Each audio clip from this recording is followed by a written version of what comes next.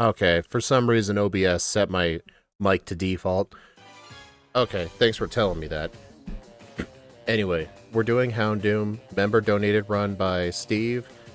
I've heard this is bad, but with modern planning it may not be that bad. I wish we had Nasty Plot. Anyway, moving on. That's effectively all I said. But yeah, we get Bite at level 16, Fire Fang at level 30, Feint Attack at 35, which is the same as Bite, but worse. Flamethrower at 50. Ew. And what sucks is we're in the slow level up group as well. Oh, cool. Look at that. There's a little table here. To next level. That's pretty cool.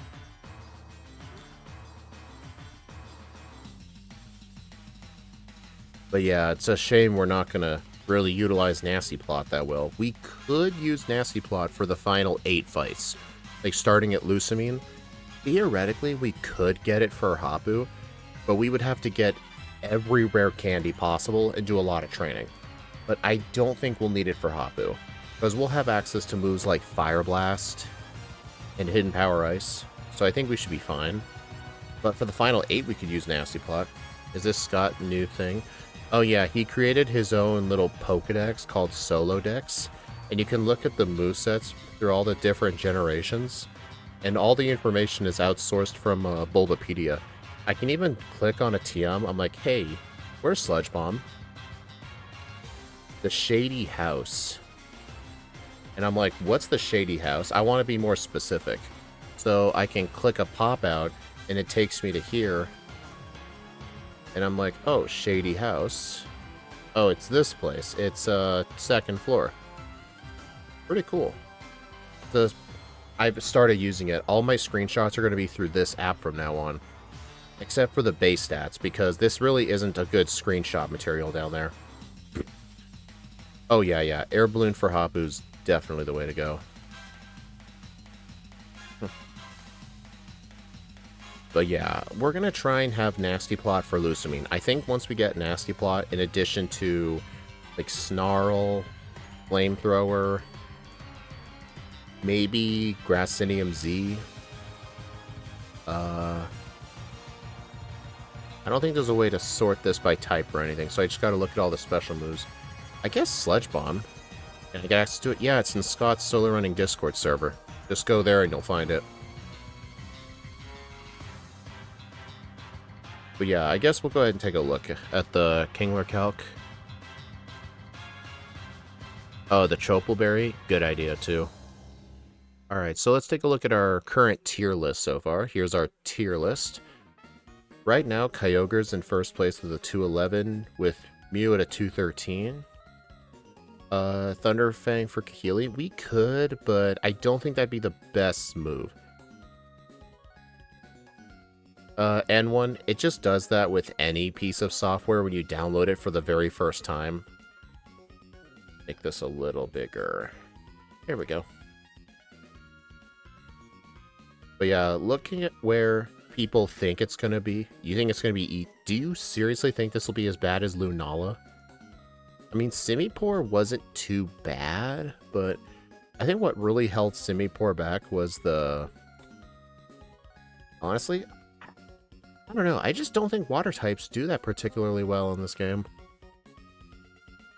Do you guys think it'll be better or worse than Lunala? Because if it's better than Lunala, then it'll get its way into the D tier. You'd have to think it's worse. Weak to rock, ground, and fighting.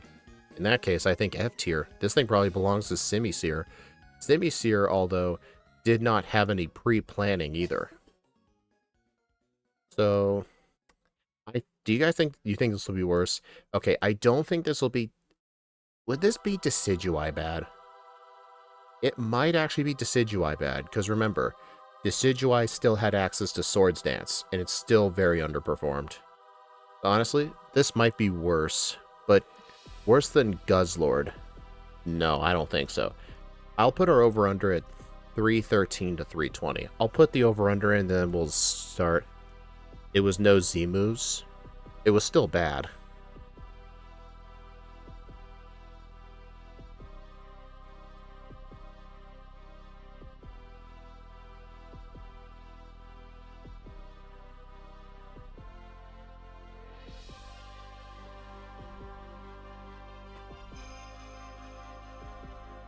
Alright, let's take a look at Kingler Calc now.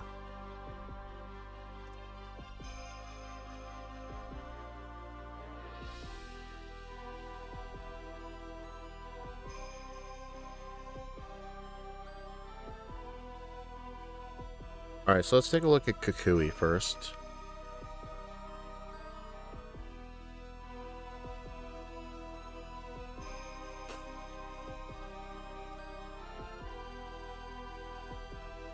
Alright, so taking a look at our moveset right here, I think we're going to want to test Kukui at 68 as a starting point. Let's give ourselves 100 special attack and 100 speed. So it looks like with Lycanroc here, it's going to outspeed us unless we go plus speed nature. But we could theoretically get higher than that. Yeah, that's kind of a lot of speed EVs. I think we're going to need to go plus speed. I'm thinking plus speed minus... I don't want to lower any of the offensive stats, because I feel like we're going to want to be a mixed attacker. Houndoom is technically a mixed attacker, but it's got slightly more bias towards special attacks. So yeah, I'm thinking minus special defense, because I think a lot of the scary fights for us are going to involve physical moves, like Hala, this Lycanroc, Olivia's entire team. So I think plus speed minus special defense. That is naive nature. And also for an ability, Unnerve, its hidden ability is kind of garbage.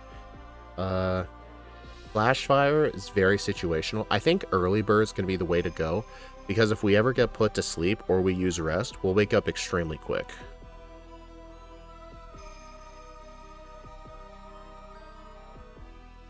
Alright, so we're definitely going to want to have Nasty Plot before Lusamine.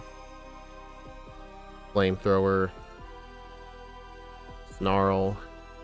Does this thing seriously not learn Dark Pulse? Oh, interesting. Scott's thing doesn't have an egg move section. I should tell him he should add that. Can you learn Earthquake or Dig? We don't get any ground moves. Oh well.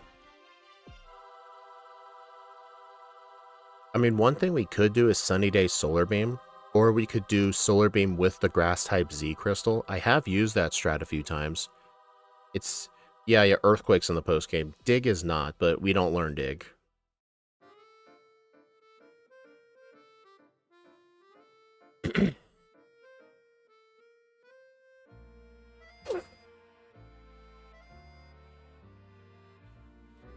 I mean, Dark Pulse.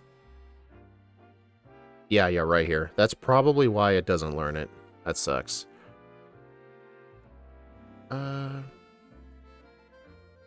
Yeah, definitely Solar Beam for, like, Grassinium Z coverage. But we do also get Shadow Ball. I'll put in Shadow Ball for now. Probably won't be good enough. Let's do Solar Beam. Yeah, Solar Beam with the Grass Z Crystal will one-shot it. But look at that. Stone Edge. Guaranteed knockout.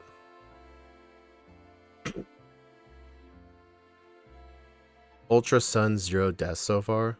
Nice.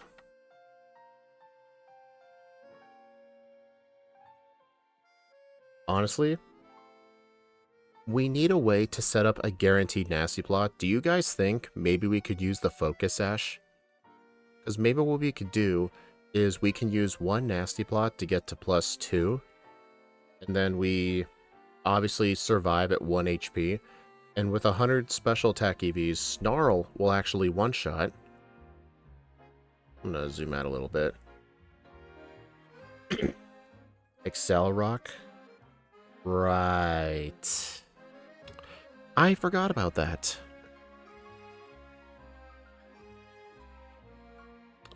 Yeah, that's not going to work. Okay, so in that case,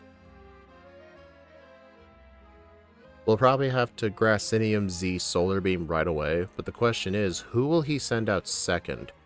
My guess is,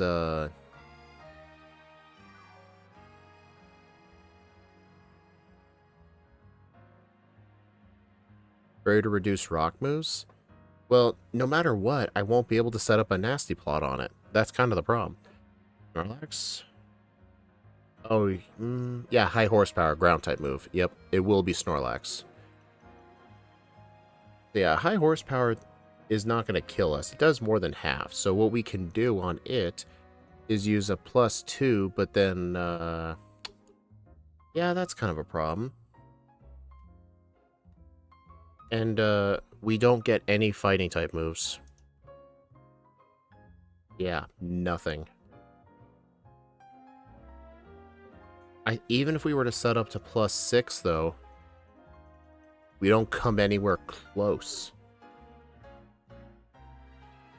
Houndoom actually would guarantee the Snorlax, actually. But that's at a +6. If we were just at a +2, it doesn't.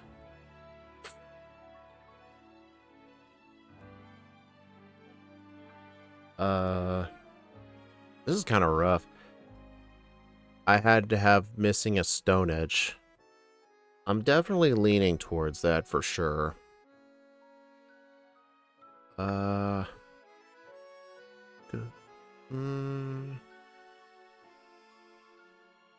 mean, Dominic, let's focus on Houndoom.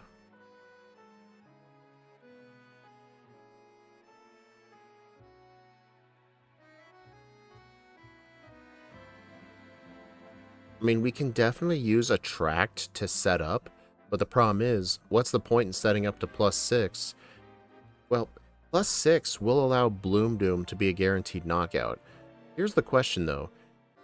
Would it be feasible to just use a turn 1 Attract and be able to use 3 nasty plots? Facade is a 70 power normal move, but it's a 140 power move if you have a status condition. Not really the most optimal to use. Actually, hold on. Hold on a minute. Will-O-Wisp. Let's test out burn strats too. Because, let's assume +6. Snarl would one-shot. Flamethrower would one-shot. Flamethrower would one-shot. That's a 2-shot. Incineroar. That would not be a 1-shot.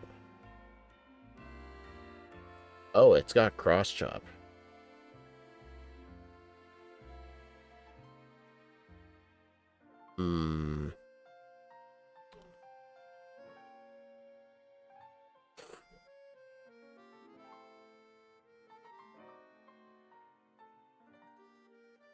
What do I do for Incineroar? I might need a higher level. Maybe Fire Blast? Bingo.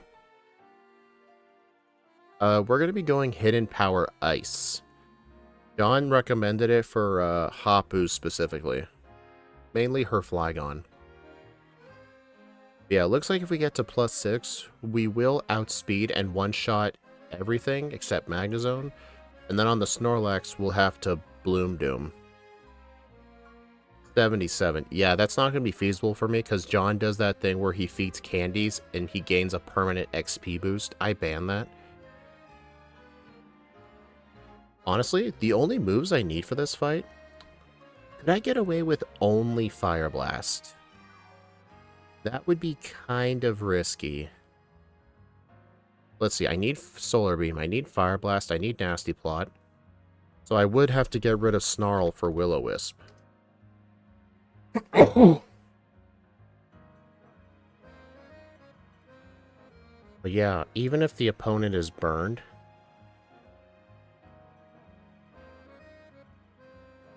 yeah, that's still not that great. Yeah, I don't think Will-O-Wisp is a good idea. I think we need to use Attract. Yeah, with Grassinium Z. Hey, Robert.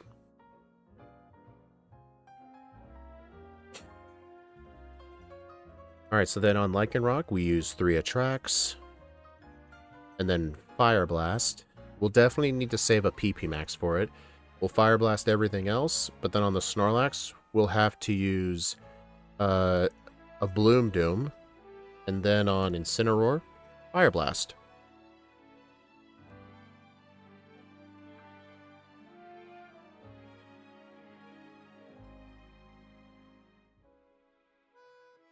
Yep, we'll need to use a female Houndoom, correct? Yep.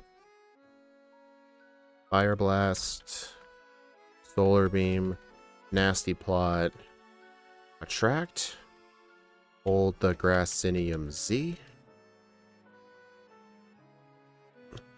Alright, so for the Lycanroc, we'll need to Attract, Nasty Plot times 3, Fire Blast it, Snorlax, Bloom Doom.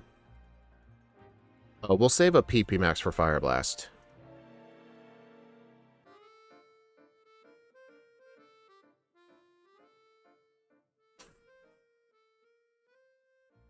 Poison Z. You used a Z Sludge Bomb? So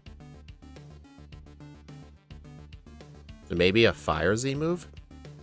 You know what? That's a good idea. And you know why I say that's a good idea. It's so that way, instead of Solar Beam, we could hold on to Snarl.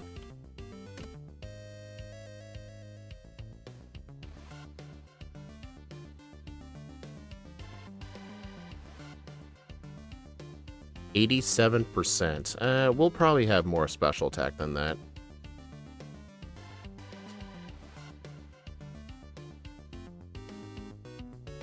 So yeah, we can use Snarl on everything else. Snarl, Fire Blast, Snarl, Snarl, and then Fire Blast. Okay.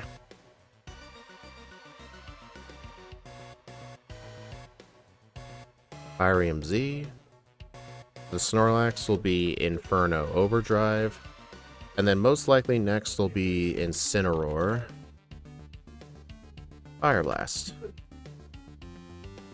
Ninetales Fire Blast. Braviary Snarl. Magnezone. Fire Blast. I'm sure it's luck dependent, because I'm going to have to use Attract 3 Nasty Plots. This is essentially going to be like a 1 in 16 fight. That doesn't count Fire Blast misses, though. Sludge Bomb over Snarl? What difference does it? Well, hold on. If we used Sludge Bomb, we can use it on the Ninetales instead.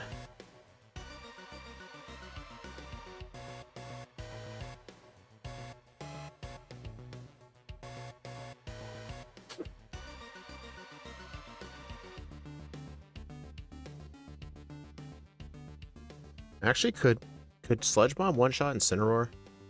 It actually could, so I won't have to use Fire Blast on it.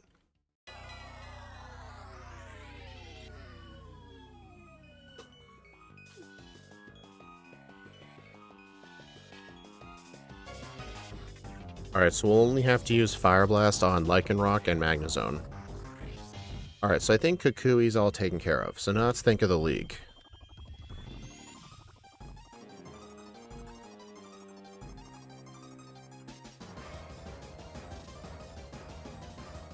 Yeah, we can learn Shadow Ball right here. Or no, Snarl.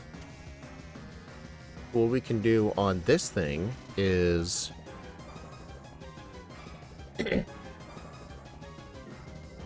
what we can do is use one Snarl or one Nasty Plot, and then I'm going to zoom out a little bit. Snarl for a one-shot. One-shot. One shot with Snarl, one shot with Snarl, one shot with Snarl. Yep, Ace Roll is a joke, like always. Hello, Santiago.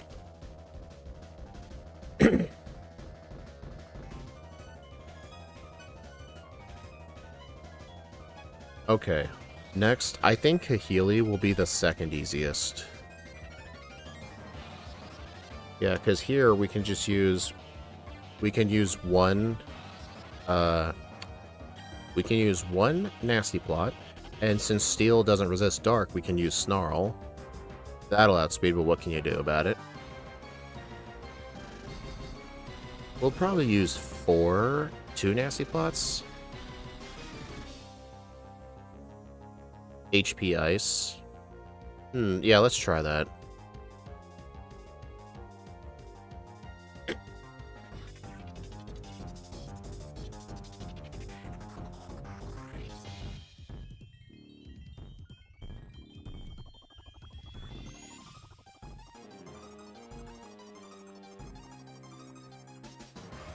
That means I'd have to Fire Blast Oricorio and Fire Blast this.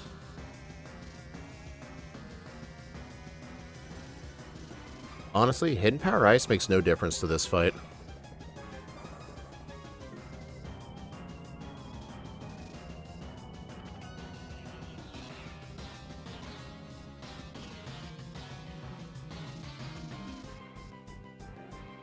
Alright, next up, Hala.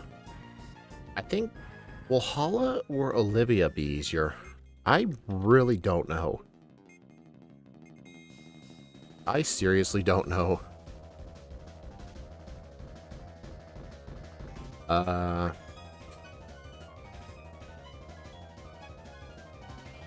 would be easier? Yeah, but it's a guaranteed knockout with close combat. But dude, this will barely let us survive.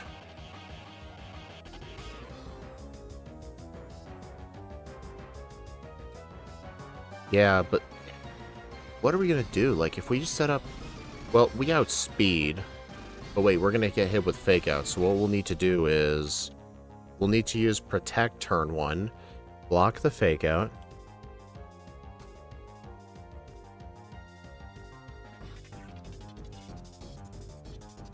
Yeah, so we'll need Protect. I think we can get rid of Attract for... Sludge Bomb. Sludge Bomb does slightly more than Fire Blast because of Thick Fat on that. But what we can do is Protect. We'll use one Nasty Plot. We'll barely live from a close combat. And we won't be able to set up another one because we'll die. Will-O-Wisp.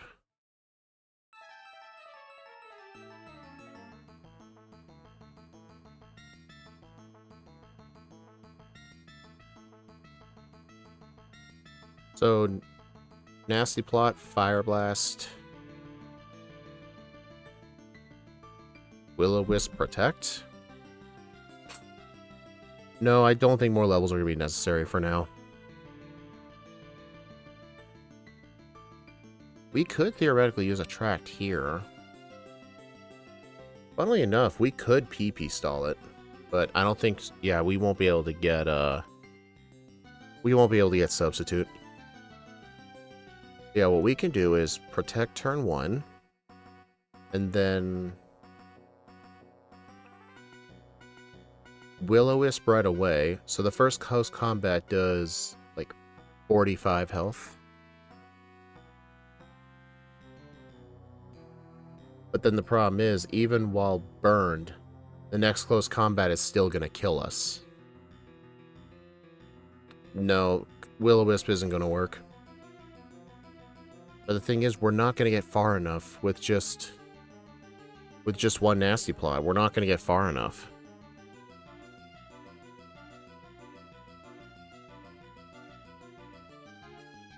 Actually, wait. It'll use close combat, right? So its defense will go down by 1 stage. That's still not enough. Okay. What if instead... Okay, we still need Protect. We have to have the Chopa Berry turn 1. Okay, I better get rid of that burn.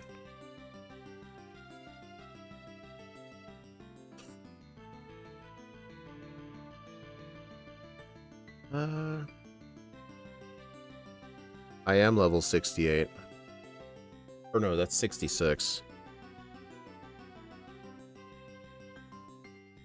That's a 6% chance to KO. That's not great.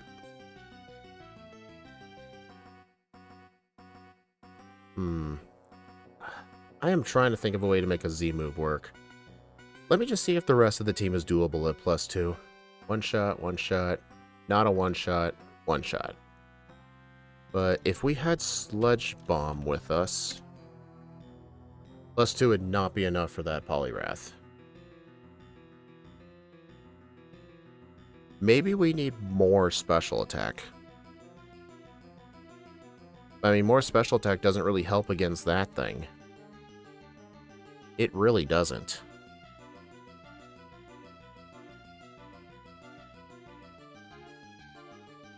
Yeah, John, I just tried that. I know messages are a little behind. Like, even if our special attack was maxed out with a plus a special attack nature, this level wouldn't work out. But that's the thing we gotta figure out for these moon solo runs. You have to just learn how to make a lower level work. Yeah, we might have to use Attract.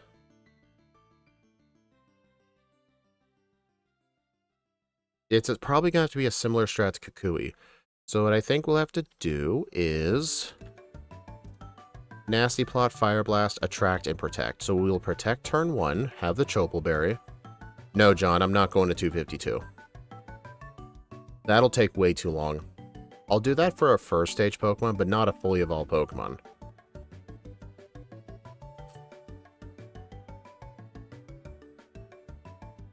Alright, so then we'll need to use Attract, and then... Yeah, Well, then again, with the berry, we can tank one close combat. And look at this. If we get this down to -1, my +4 will be enough if we get hit with the close combat. If we don't, we have to go +6. And then if we're at +4, Poliwrath is not a one-shot. Honestly, do we really need Protect? Yeah, we do, because even with the Chopal Berry, close combat will still murder us. Actually, hold on. Here's an AI question. Wouldn't Hala know I'm holding an item and will actually use knockoff first? Because I swore there were times I equipped a Chopal Berry for him and he knocked it off instead of using close combat. Is that a thing he can do? I swear that's a thing he can do. But yeah, we might need to use Attract 3 Nasty Plots.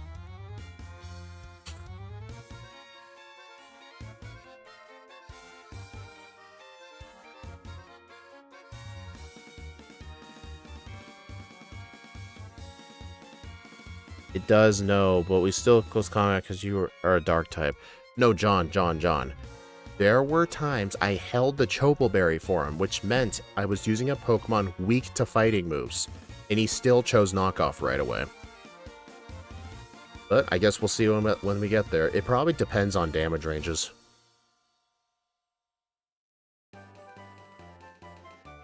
Man, I wish choice specs were available.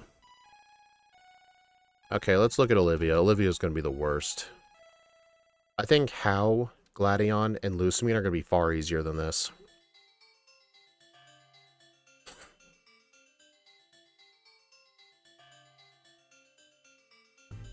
Yeah, this thing is not great to set up on. We theoretically could get a Passo Berry. But yeah, we're not going to want Fire Blast here. That's not good. None of our Pokemon are weak to Ice. I think we need Sunny Day Solar Beam strats.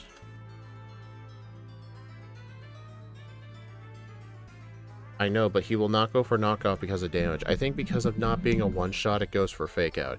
Yeah, I think if its fighting move can't knock you out anyway, it goes for it. Honestly, I think with Sunny Day Fake Out, I don't think we need setup. Oh no, we will. That's so two-shot no matter what. That's a two-shot no matter what. One shot. Okay, so what's the proper strat here?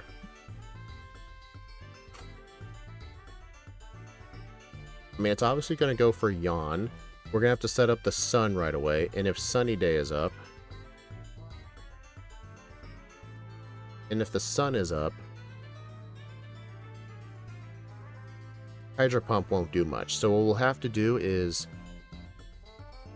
is there a way to keep Attract? No, there is not. Maybe use a Heat Rock? Maybe. Yeah, let's try a Heat Rock.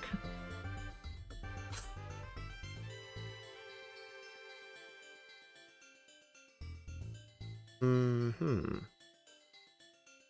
What's Solar Beam's power like on these things? 56 to 67%. One shot. Alright, so that does... I wonder if for this fight, we can actually have Will-O-Wisp in the place of Fire Blast. Because here's my reasoning for this. My reasoning is on the two Pokemon here that have Sturdy, what we can do is use one Will-O-Wisp to break the substitute. It makes their physical moves do worse. And it lets us one-shot from there with Solar Beam.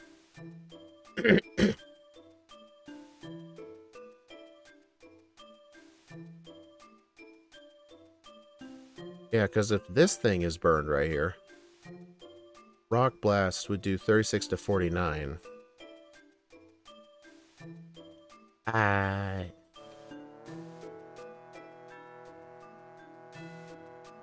mean, this thing burn wouldn't really work.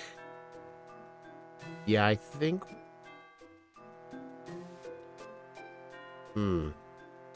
Honestly, I think instead of the Heat Rock, I might want a Z move. Well, it wouldn't really... I don't think a Z move would matter for any of these guys.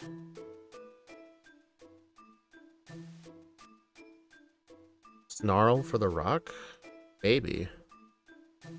I mean, I need these three moves guaranteed. Yeah, that's not a good one either.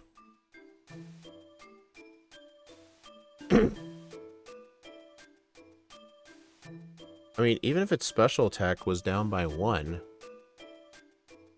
that's still a decent amount of damage, though. And it's not doing enough damage to justify it. It's only dealing like a third of its health. Let's see, that's not a problem. That's not a problem. This isn't a problem. This, theoretically, is not that big of a problem because we can use one Will-O-Wisp and Solar Beam. This, though... This is going to be an issue. Like, we're going to have to use a Will-O-Wisp and Fire Blast, but the problem is we can't have 5 moves.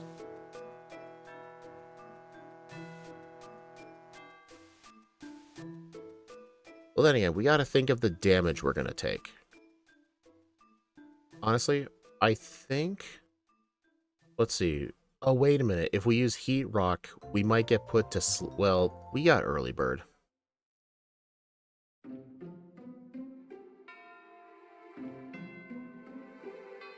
Honestly, here's my idea. What if we use... I'm going to get rid of the sun and my special attack boost. What if on turn 1, instead of Heat Rock, we use a Grassinium Z and immediately get rid of that with a Bloom Doom? And then let's assume next is... Let's assume it's Carbink. Carbink wouldn't be that bad to reset up the sun. And then basically, it could be Golem right here, right? What we can do on Golem is use a Will-O-Wisp, but then the problem is we won't be able to set up the sun. Hey John, do you remember who Olivia sends out second?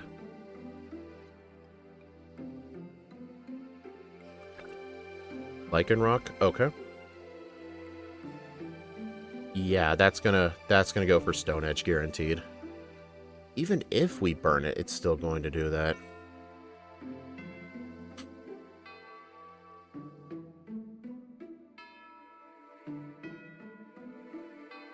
Alright, let's take a look back at our moveset again.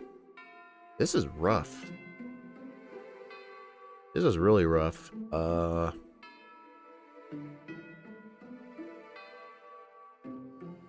What's Foul Play do? It uses the target's attack stat instead of the user's.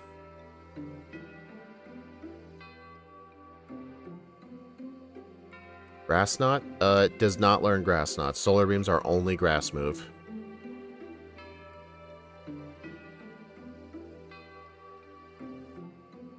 Okay, maybe on the Relicanth we go 1 Solar Beam.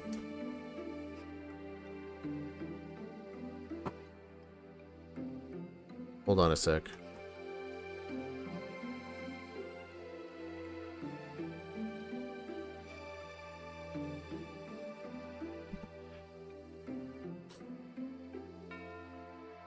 the thing is, it's gonna go for Yawn most likely. But with Early Bird, we should wake up literally the next turn. Very likely we will. So we'll just have to do a regular Solar Beam. Leftovers is an option? Maybe. So just Leftovers and Sunny Day Solar Beam spam?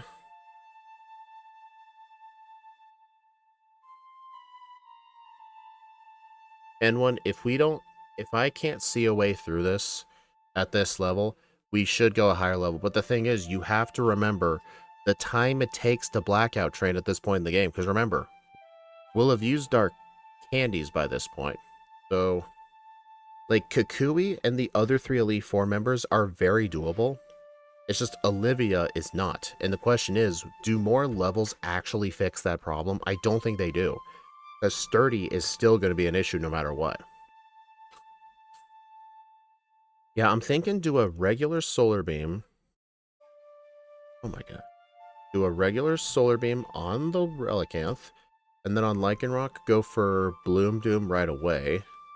So then who would come out third? I'm gonna take a guess, and that it's Golem. Because it seems like Golem would do more damage.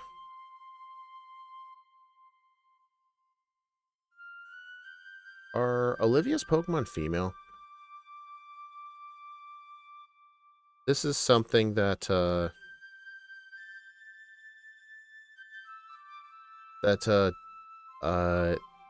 Kingler Calc isn't great at. Male, genderless, female, female, male.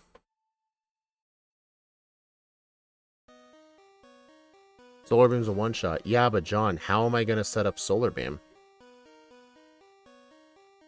Oh, why did I minimize that?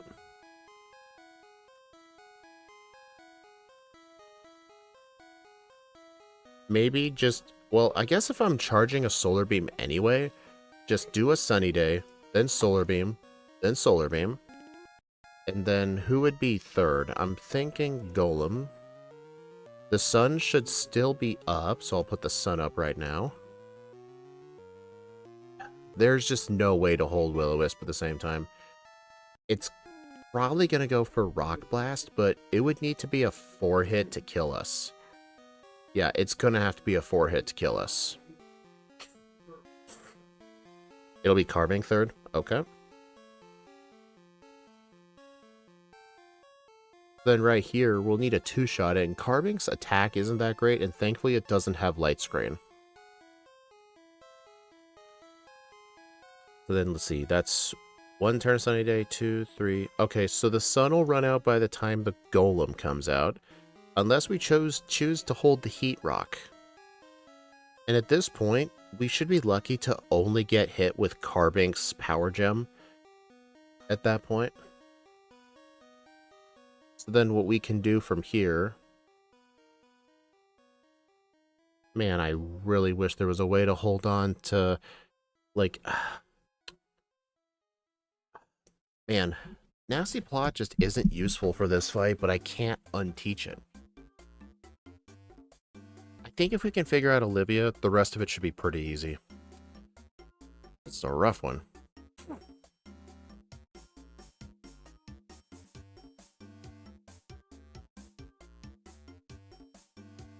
Yeah, we'll just have to go for Solar Beam right away, and probably just get lucky with Rock Blast. Wait, her Golem's female, so yeah, no.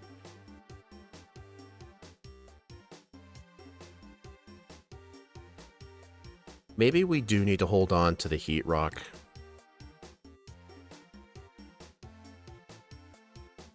Yeah, hold on to the Heat Rock. We'll go Fire Blast in case we get it. We'll go Fire Blast to prevent a full restore. Okay, John, let's look at EV training, okay? Look at this, 61 to 73%. If we're at 252, look at it. That does not change our math. John, EV training to the max is only going to help if it actually changes the math. At any point. Our non-threatening ones are males. Yeah, that's a shame. Getting the leftovers from Munchlax wouldn't be that bad. Maybe leftovers would be better for this, because maybe during the full restore turn, I can just reset up the sun? No. I just wish there was a way to delete Nasty Plot, but sadly we need it for Kukui.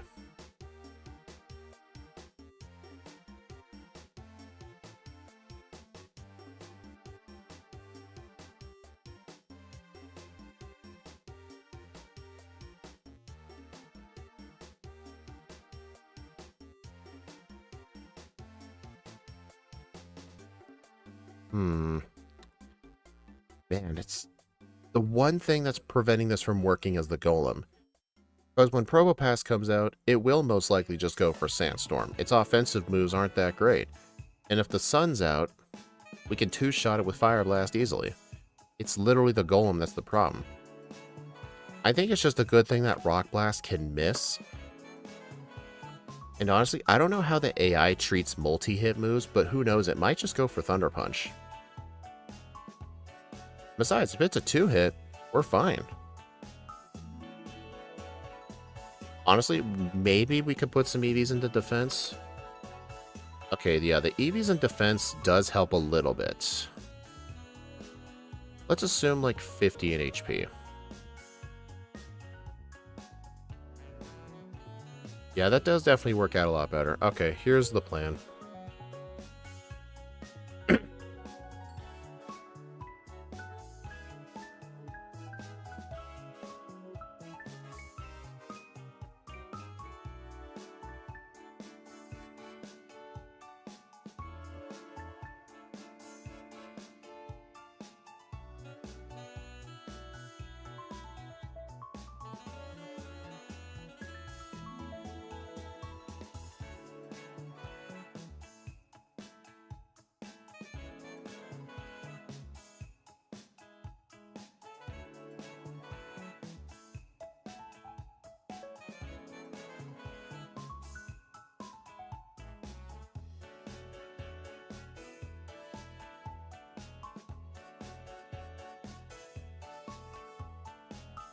Alright, League.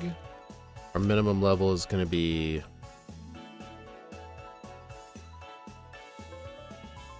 one level below 68.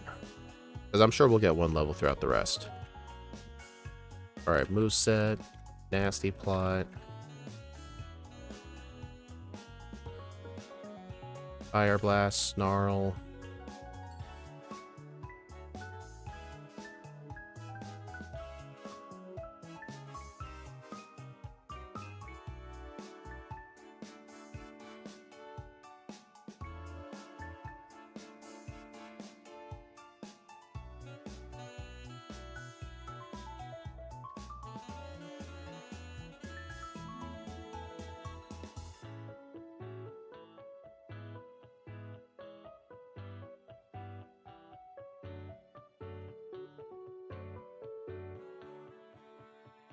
What if you are a higher level, you train defense bite for the Marowak?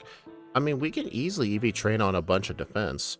Yeah, honestly, it would make the fight a bit more consistent, especially with the variance in Rock Blast.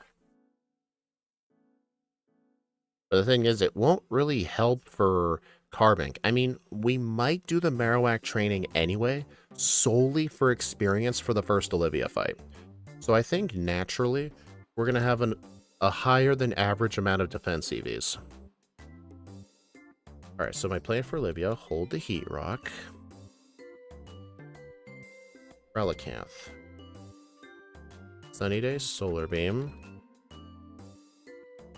Lycanroc. Solar Beam. Carbink. Solar Beam times 2. Golem.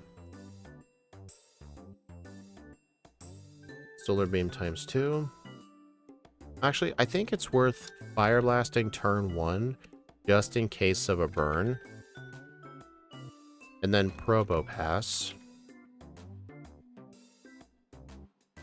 We'll Fire Blast it. And if it goes for Sandstorm, we'll Sunny Day if Sandstorm. Because I think the Sunny Day being up makes it want to use Sandstorm.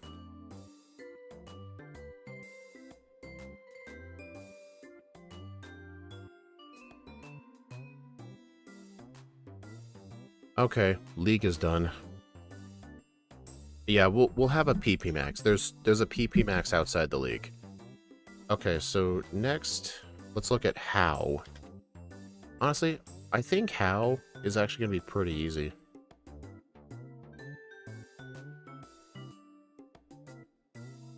How's going to be pretty easy. +1, level 27, Lycanroc Rock Throw versus a level 30 Houndoom, guaranteed knockout. Where are you getting the +1 from?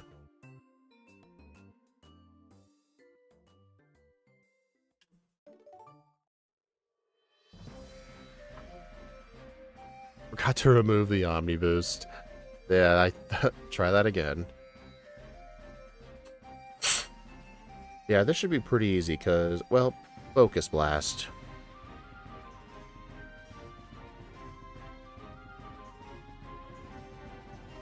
I mean, that's what the starts of the streams are here for. Hold on, what's the gender of How's Raichu?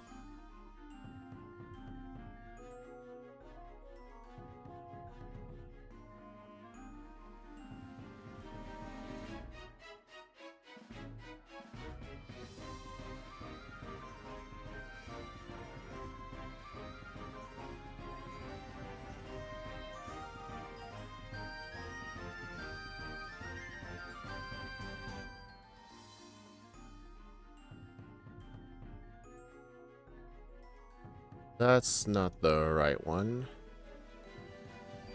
Here it is. Male. Alright, so what we'll do for How, we'll attract Raichu, and then with the help of one Nasty Plot, well, maybe the Nasty Plot's not necessary. Let's see, Fire Blast.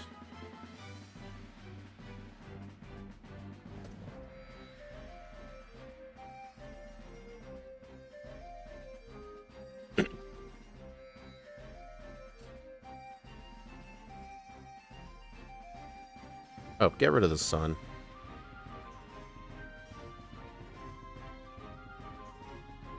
Houndoom Bite versus Lycanroc. Guaranteed 3-hit.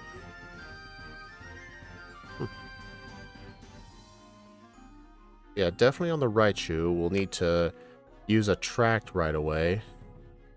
Set up one Nasty Plot.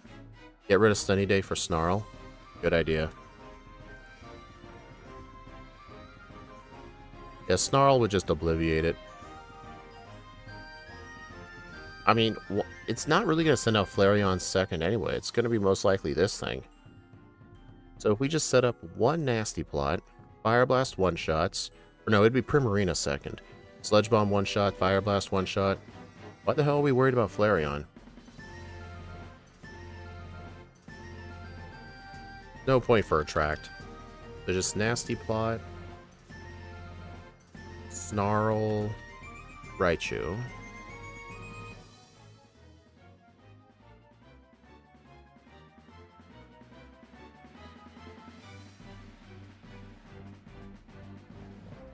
Use a Poisonium Z on Flareon?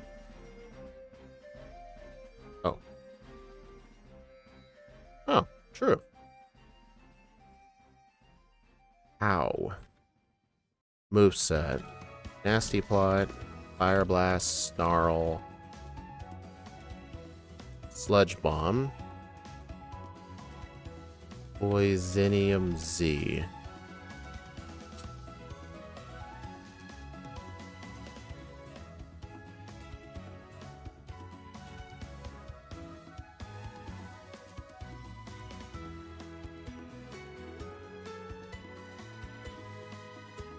Bomala, Fire Blast, Flareon, Acid Downpour. Alright, Gladion next.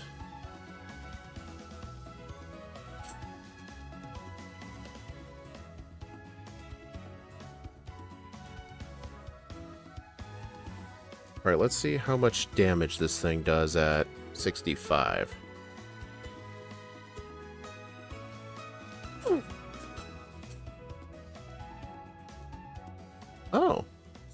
Surprisingly, acrobatics doesn't do that much.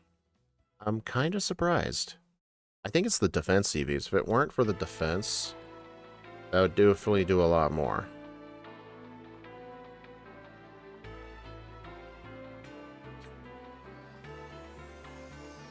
You still have the Z on? Right. So what we can do is use one nasty plot, Fire Blast, Fire Blast, Fire Blast.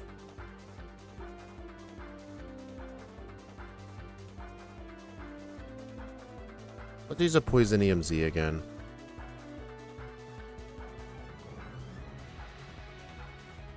Yep. Gladion.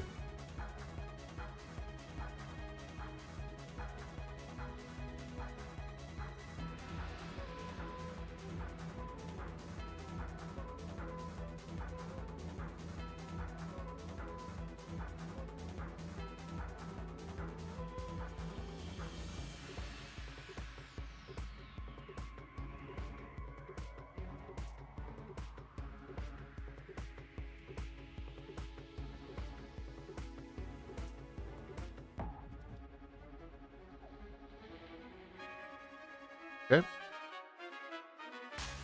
Also, last time I played at night for the air balloon, it ended up being hailing in this fight, so I'll need to make sure it's not hailing. Alright, the first of the 8 trainers is Lusamine. For Lusamine, we're going to use all rare candies to 65. I like to use all my candies before Lusamine.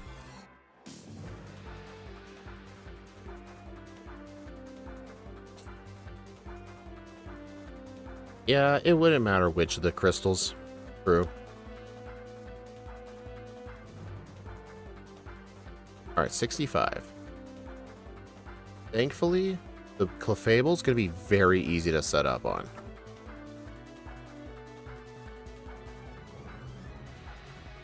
Omniboost? Why do I need an Omniboost?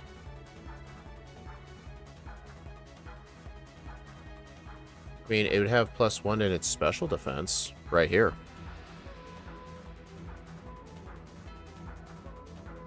Alright, so what we would do is set up... John, why am I Omni-boosting Clefable? I don't have an Omni-boost on. Look, that's the Omni-boost button.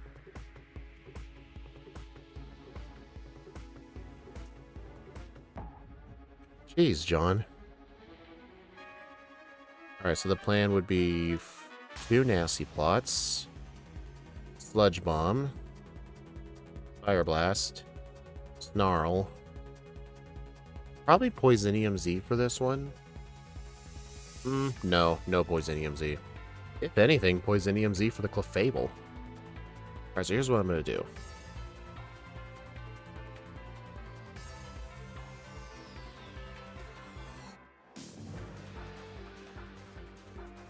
Clefable. Nasty Plot times true. Times 2. Acid Downpour. Leftovers. Yeah, you're probably right. I think getting leftovers in this run is the good call. Does this Pokemon learn Thief? Can you even get Thief? I don't know.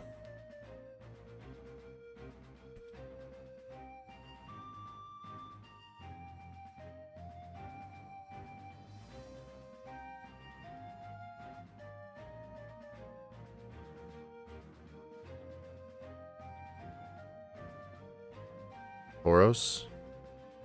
That doesn't help me. Like, where is it? You know what? This is a job for the solo decks. Let's see, where is Thief? The Verdant Cavern. Oh, it's in the Verdant Cavern. Okay. Verdant Cavern. Oh, that's where the it's behind the Raticate.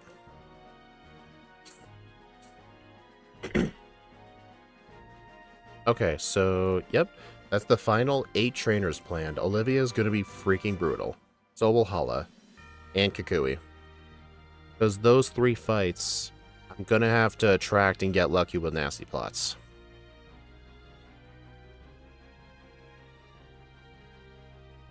Alright, I'm gonna write a little subsection here. On Honey Island, get a Topal Berry.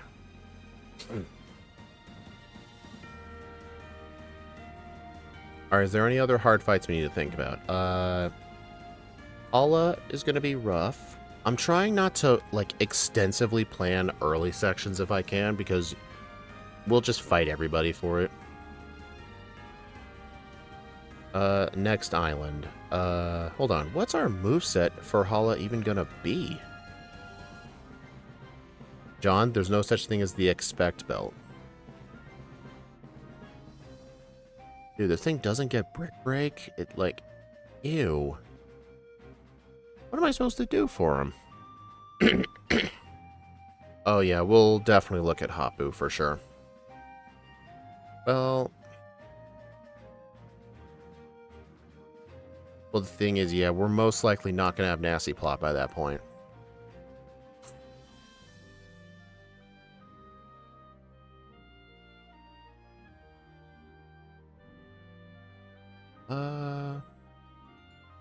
Let's see. We'll have Howl with Bite, which isn't great. I mean, we don't get Firefang till level 30, and our only TMs on the island are Work Up and Brick Break. And we don't learn either of those.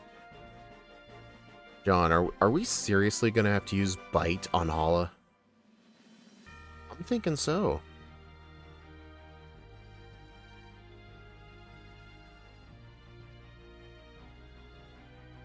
Dude, this is rough. Like, I don't see anything.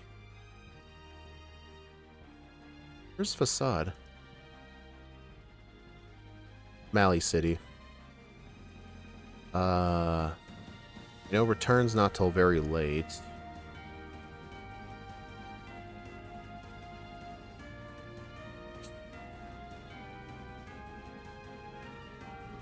Dude, I do not want to train to level 30. There's no way that's the answer. Honestly, it'll probably just have to be spamming Ember, but at the same time, we're weak to fighting moves. And honestly, the attack boost is not going to be helpful at all. Theoretically, we could pull a funny strat where we use one Howl into Struggle, but there's no way that's going to work. We'll wait for John to come back to us. But yeah, the next island shouldn't be too bad. We're going to need to do training on Marowak for defense CVs. And experience in general for Olivia. What's the minimum level we should get for Olivia?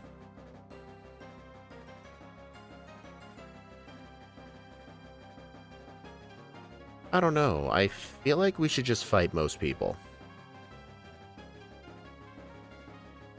Because what we're definitely going to have to do is, for Olivia at that point, we don't really have a move for her. Where's Snarl?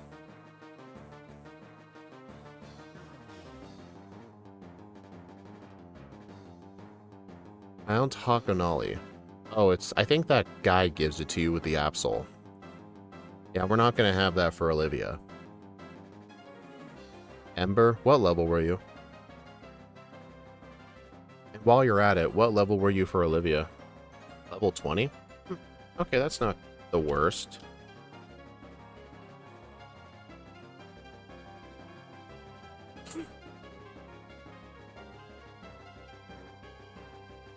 I mean, it could be worse. I mean, Lunala needed level 17 for the first trial. It could easily be worse. But you know what? Something I could do while I wait is, as soon as I beat the Eradicate, I can go train on Ghastlies.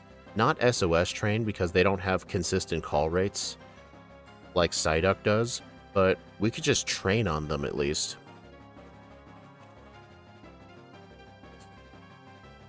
That'll probably be our source of training. Yeah, John, what level were you for the first Olivia fight? And looking ahead a little bit, we're going to need to take a look at Mimikyu as well. Mimikyu is going to be awful. We don't have a move that can lower speed either. Well, we have Flame Charge. Flame Charge might come in handy. You were level 30? Okay, I'll just trust you on that.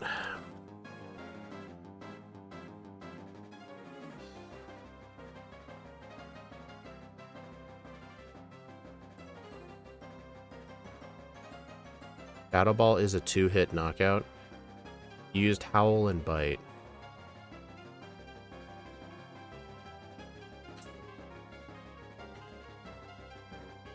Alright, let's take a look at Mimikyu.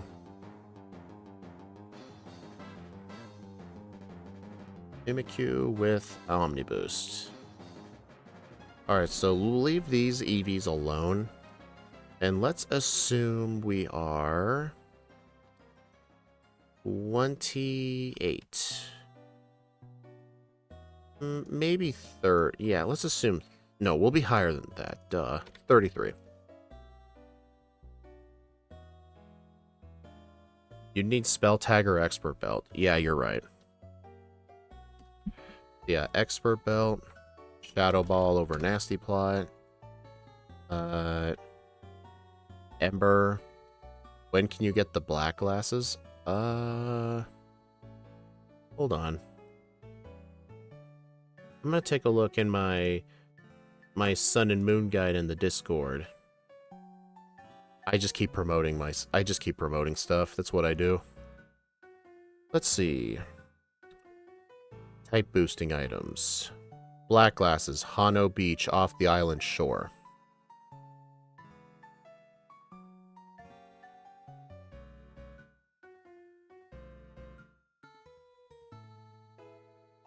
Oh, it requires Lapras.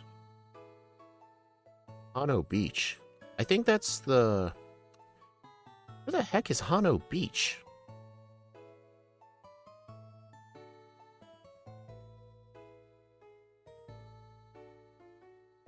Oh, it's the shore here next to the resort, next to the golf course. That's what that is. Okay.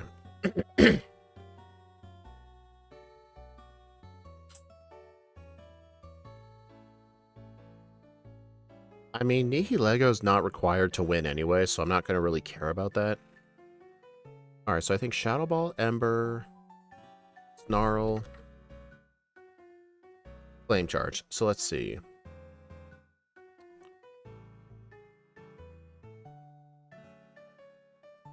Dude, Shadow Ball is not a 2-shot. Unless we were a higher level. Yeah, higher level. Dude, I wish Houndoom could learn Psych Up. Wait, does it learn Psych Up? Nope, it does not.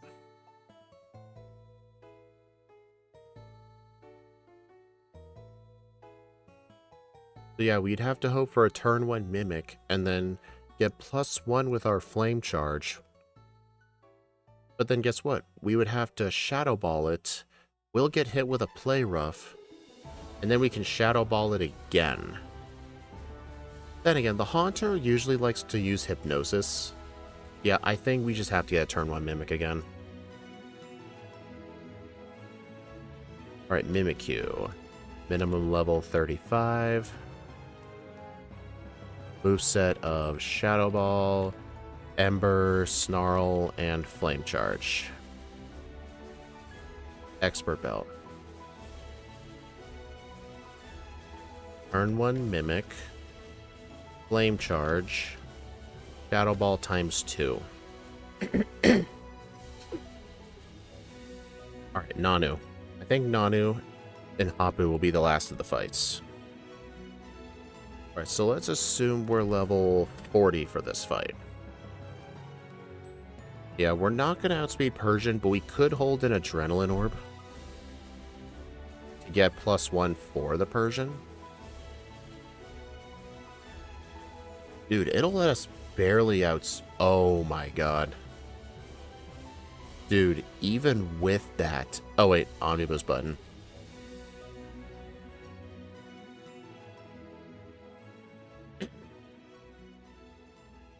So yeah, what we would have to do... Our best fire move is still Ember. Yup. Okay, so our moveset here.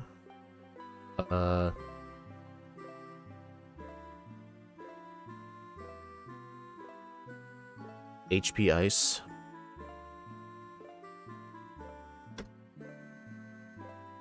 Dude, Snarl is better. Well, I guess Hidden Power Ice is better on these two. So what we would have to do is protect turn 1 to block the fake out to have as much HP as possible.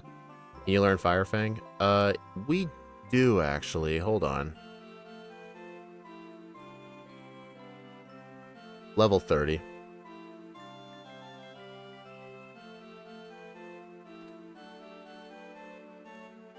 Thanks for reminding me about that. Can it learn Poison Fang? No, I don't think it does. Yeah, I don't see Poison Fang anywhere.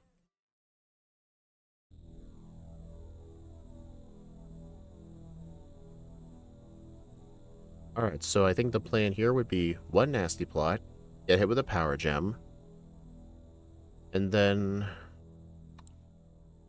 Problem is, I won't be able to kill it from there, though. I'm not doing enough damage. I think instead of Adrenaline Orb, here's what we need. I think instead of Adrenaline Orb, we need Protect Leftovers, and we're gonna need Flame Charge.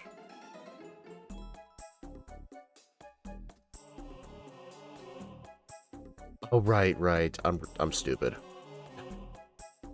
I know. I'm stupid. Like, if we need to, we gotta use a Z Crystal. John, what did you do for Nanu? Because, dude, I really want Hidden Power Bug. Or Hidden Power Fighting. Snarl to lower its attack. Yeah, that's probably a better idea. Sledge Bomb is here. You're right, actually.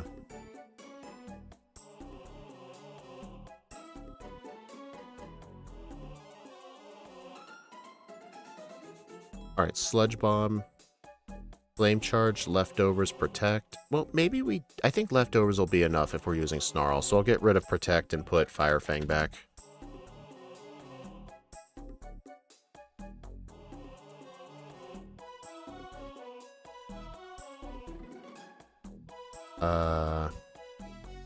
So yeah, we would have... Wait, where's Snarl?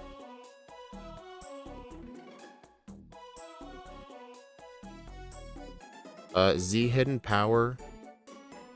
Yeah, it's always normal. That's annoying. You went Howl and Bite. Okay, so we'll need to hold on to Howl the entire time.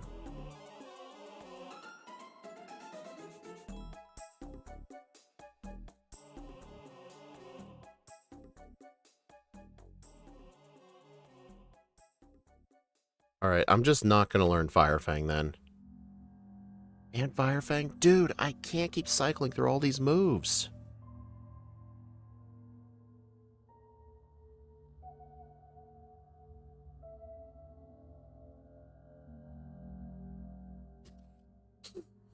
Alright, Nanu. Minimum level, 40. Moveset.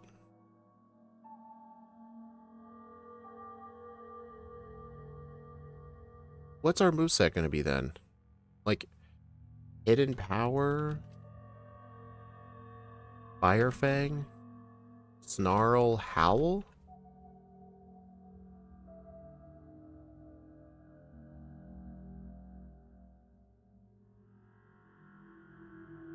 With leftovers? Well, no, if...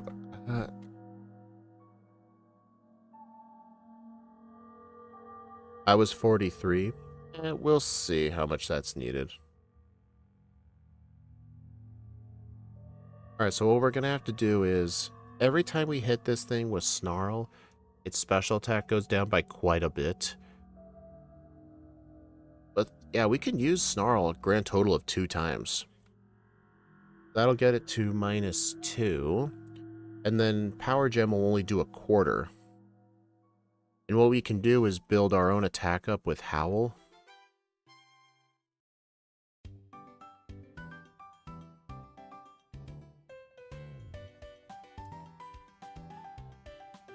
So if we get like +3, Fire Fang is a range on that, but it'll get damaged with Snarl first. And then we'll get the +1 speed because of Adrenaline Orb.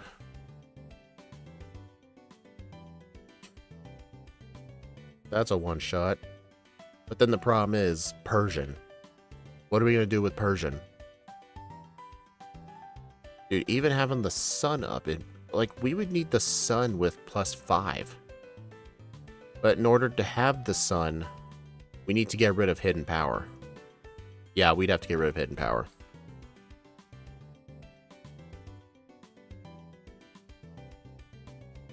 Yeah, but I think if we make sure... Honestly, it's just going to go for Power Gem, which can't even kill us anyway. So here's my plan. Instead of Adrenaline Orb, we use Leftovers, because we still outspeed the Krokorok at this point. Yeah, I know it's slow growth rate. That's why I'm hesitant on giving this thing extra levels. Okay, so here's the plan. Against Sableye specifically, our first plan is we're going to have to hit it with 2 Snarls, get its special attack to -2. We'll have Leftovers healing us, and then we start setting up our attack, and the plan is to get to +5. But the problem is, I don't think Leftovers is going to heal us enough. Well, here's the thing, actually. Its health might get low enough to where he uses a Hyper Potion, and if he does use a Hyper Potion, Rest in Early Bird, yeah, we would have to sacrifice Sunny Day.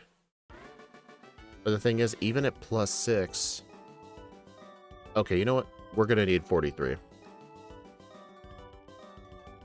75% chance to knock out. Wait, we have no attack EVs. Hold on.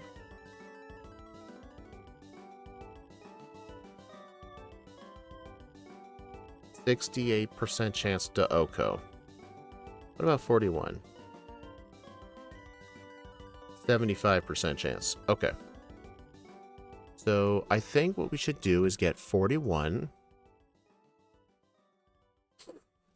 And our moveset is going to be Rest, Fire Fang, Snarl, and Howl. And our held item will be Leftovers. So on Sableye, we'll need to use Snarl ×2, Howl ×5, Rest if needed, Fire Fang. And then Krokorok will be a one-shot with Fire Fang.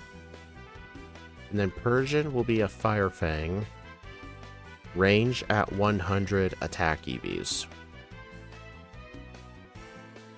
Yeah, we're going to have to EV train on Marowak, buy calcium, buy protein, and then we'll just need to naturally get enough speed EVs. We only need 100. Our speed is still pretty good.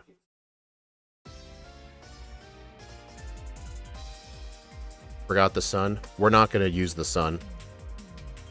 We're using Rest instead, because we're just going to get +6 on the Sableye. Okay, last up. Hapu. Alright, let's assume for Hapu we're 45. That's 530. I mean, this is kind of too high for defense. I was kind of just guessing. Our HP will most likely not even be that high. I think as long as we aim for a minimum of 100, I think 128 special attack isn't completely necessary. I think it is for some ranges.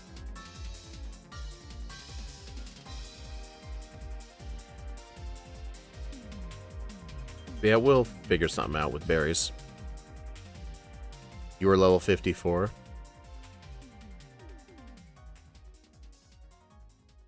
The problem is, though, with the slow level up group...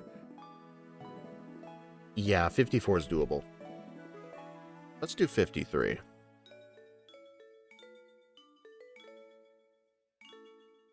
Yeah, we're not going to have Snarl by this point.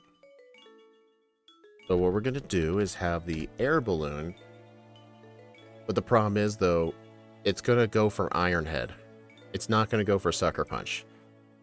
So what we would have to do is Go into the fight with an air balloon. It's just going to use an Iron Head. Or I think it'll Sandstorm turn 1 first, then go for Iron Head.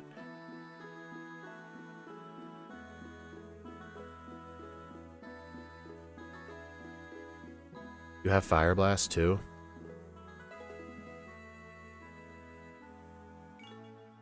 Look at that, actually. We're so close to outspeeding.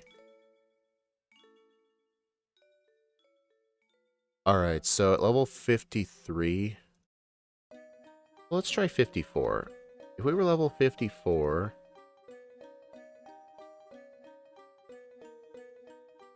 we would need 116 speed EVs.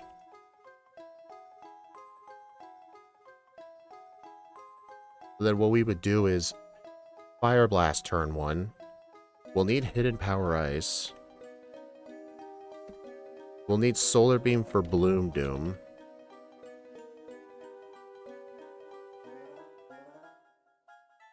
Alright, so here's the plan. Level 54, 116 speed EVs, Fire Blast, Hidden Power Ice, Bloom Doom, and then Gastrodon. Well, we'll arrive at this at full HP, so we'll just use a Solar Beam and just tank whatever it does. HP Ice, Sunny Days, Solar Beam, Fire Blast? Oh, wait.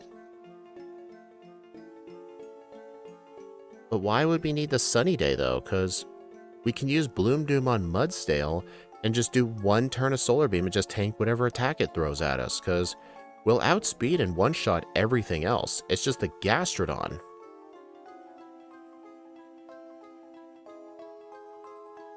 Actually, it would most... yeah, it's going to be Mudstale second. Yeah, no, this strat will work. Sunny Day for Gastrodon. But I guess I don't need rest. But the problem is, John, who will I set it up on? I can't set it up on this thing. Can't set it up on this thing. Dude, I'm gonna get hit no matter what. John, I think you're overthinking this. Look at this, 57 to 68%. Look at the ranges on every other ground move. Like, where would I set this up? I can't set it up anywhere. John, what's the point in setting it up on the Gastrodon? Like, what? Reduce it from a 68% down to, like, a 30% chance? I'm gonna arrive at this at full health, and I'm gonna get hit either way. I can survive without Sun. I don't need Sunny Day. Alright, Hapu, minimum level 54. Forgetting the sand reduces the power of Solar Beam. I'm gonna outspeed and one-shot the Doug Trio. I'm going Fire Blast on it.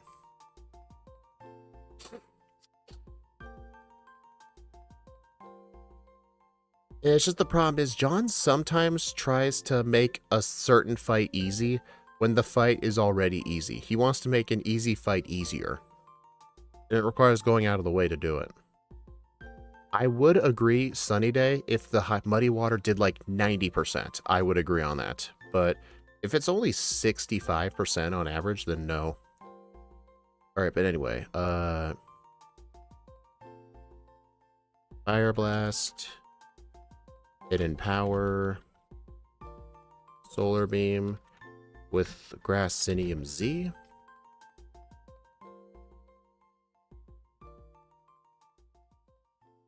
Fire Blast. Hidden Power. Bloom. Doom. And then Gastrodon. Solar Beam.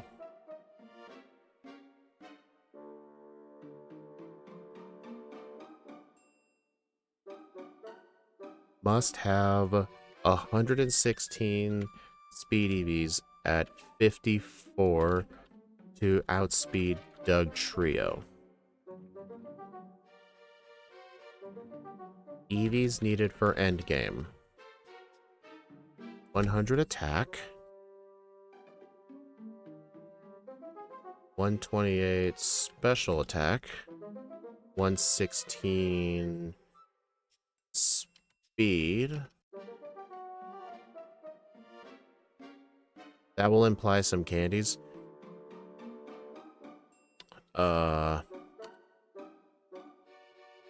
Yeah, you're most likely right. Could I get away with this at like 50? No, I could not. I would need to get a quick claw in that case, which would not be a great idea. Alright, so yeah, in that case, we'll have to use candies for Hapu, and do a buttload of training in the canyon, and probably blackout train in the league.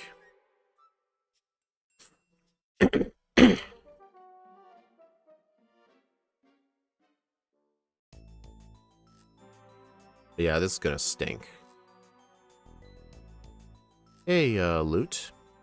Alright, anyway, I think we're done. Thanks for all your help, everyone. This was really rough.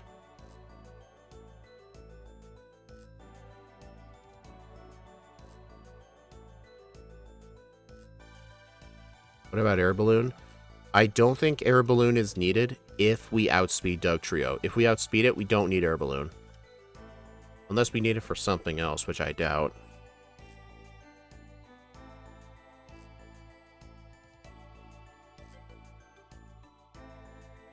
I'm gonna save these notes. You had 10 to 30 wins out of 40? Nice. I haven't played Showdown in a while.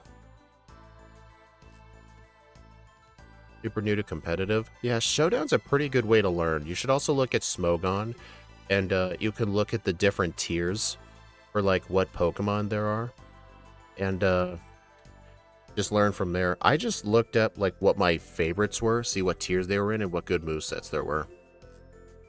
All right, I'm gonna leave my notes up there. Wrong one.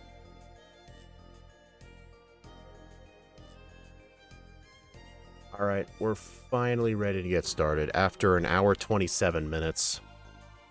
But this was necessary. This Pokemon's going to be awful. 43% of you think we're going to get under. Oh, I guess we'll find out. Oh, my controller's off. Good thing Komodo doesn't have bulletproof. Why would that matter?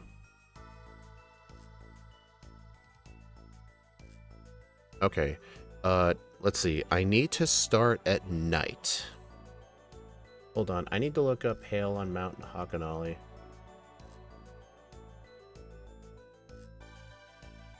Mount Lanakia.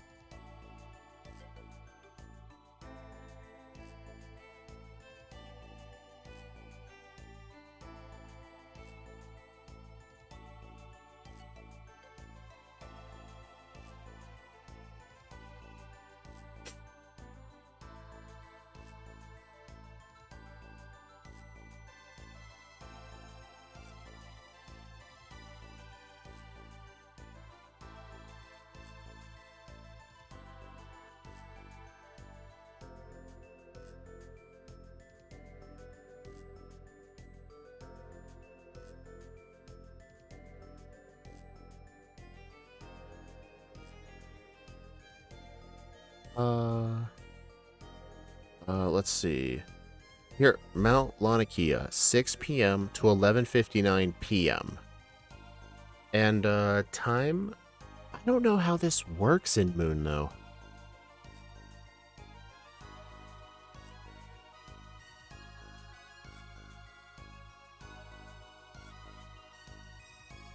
Like, is this 6 p.m. in-game? Because I know in-game... Like, I have this set to 9 a.m., which I think 9 a.m. turns it into 9 p.m., which does make it hail. So I think I would need to set this thing to noon.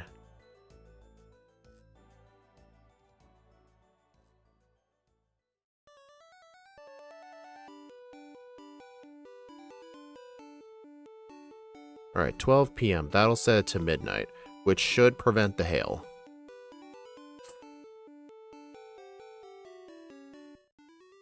Okay.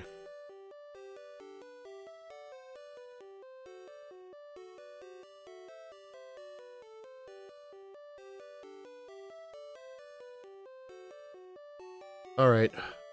I think we're finally able to get started. John, it was weird, but, I think the new version of... I think it was something with my BizHawk settings, but I did fix it. Anyway, 3, 2, 1, go. What the? Oh, it wasn't on speed up. It wasn't on 4 times. It was on 3 times speed for some reason. Sky Uppercut versus a level 55 guaranteed knockout.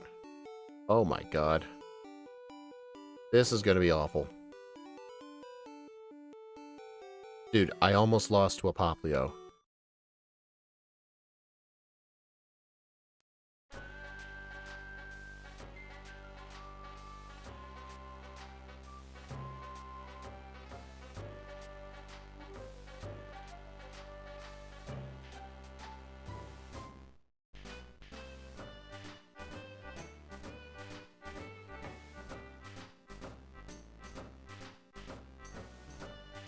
Oh yeah, we can use HP Ice on the Komodo too, yeah.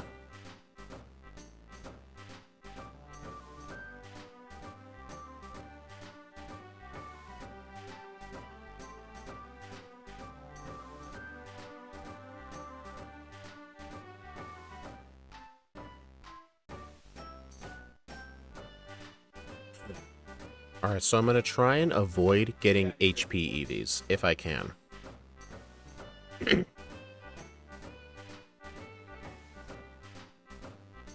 But yeah, fire types in this game are just going to be absolutely terrible. Level 55, Expert Belt Houndoom, Hidden Power Ice, 2.7% chance to knock out. Oh, man.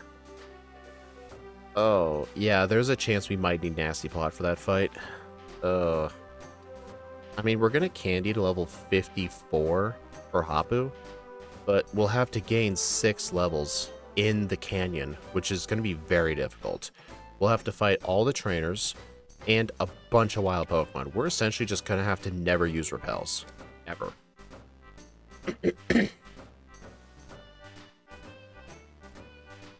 I'm 130 out of 242 complete on the perfect Pokedex and still haven't fought Bolo yet. Is that the one where you have to, like, get a Bidoof and, like, use Headbutt 50 times? Stupid stuff like that. Alright, How's probably going to kill us here.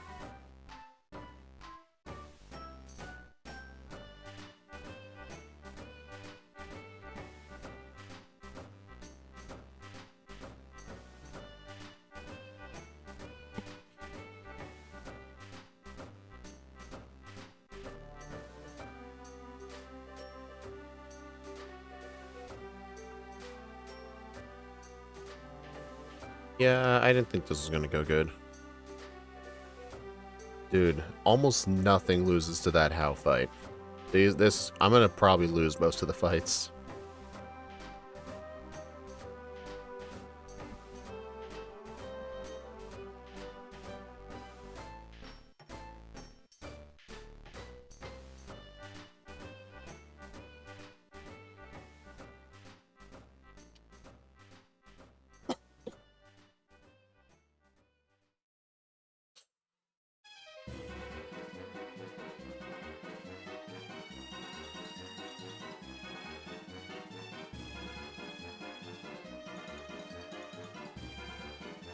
Yeah, you know what your reward is for completing like 100% the decks?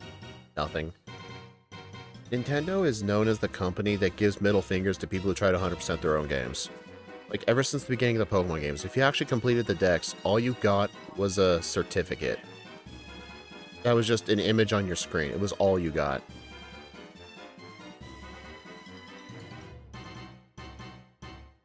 Or like in the Zelda games, like, if you collect all 900 Korok seeds in Breath of the Wild, you get a golden piece of poop. Or in Tears of the Kingdom, if you get 1,000 Korok seeds, you get a golden piece of poop with an extra layer on it.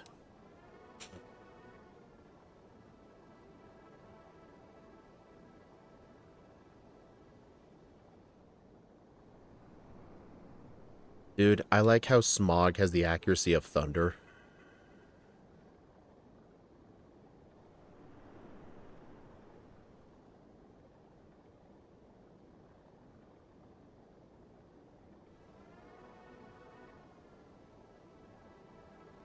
Guys, I got 1 HP EV. This run is Jover. I'll be out for a bit. I need to eat. I'm guessing you'll be training for Hala anyway. Yeah. I'll probably end up going to the cemetery and training on Ghastlies.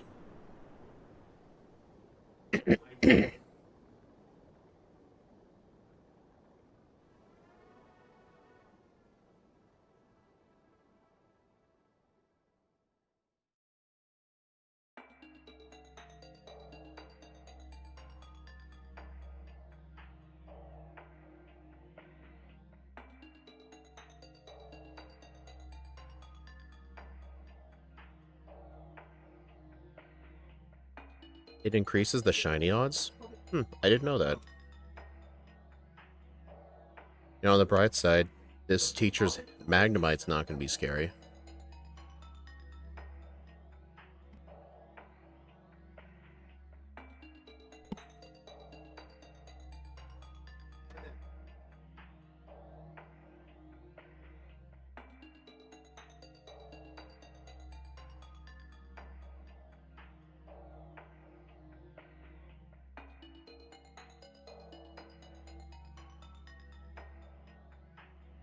I mean, even if I don't use this Quick Claw, I can sell it for $2,000.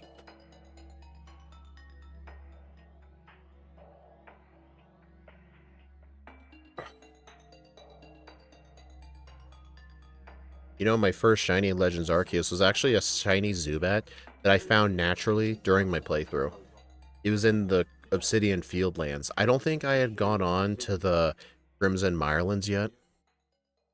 Like, I was still in the area.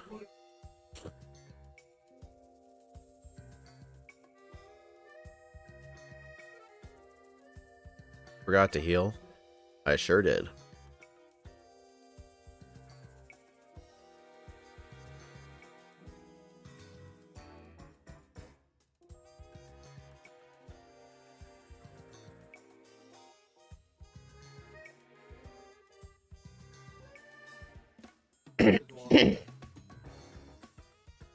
Man, I got a tickle in my throat.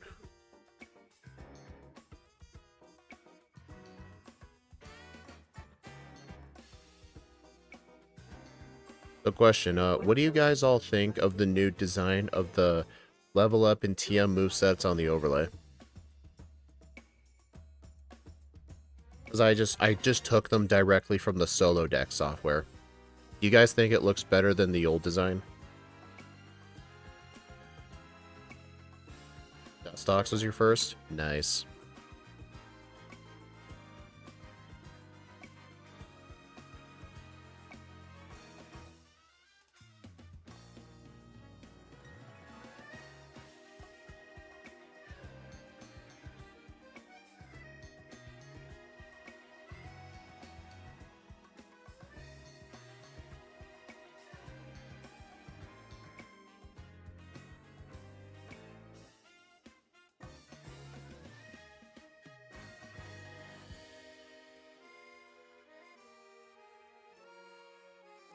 Looks cleaner? It certainly does.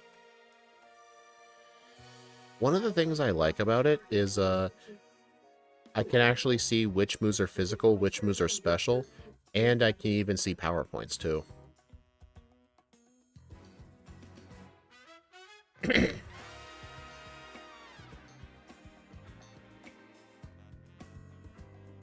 we get Echo Voice?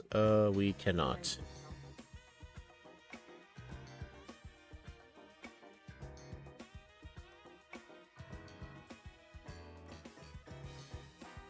Yeah, I still have to use my own design for the stat boxes. But I think for the level up in TM set, it not only looks cleaner, but it actually fits my overlay kind of perfectly. Oh, hold on. There's a white line.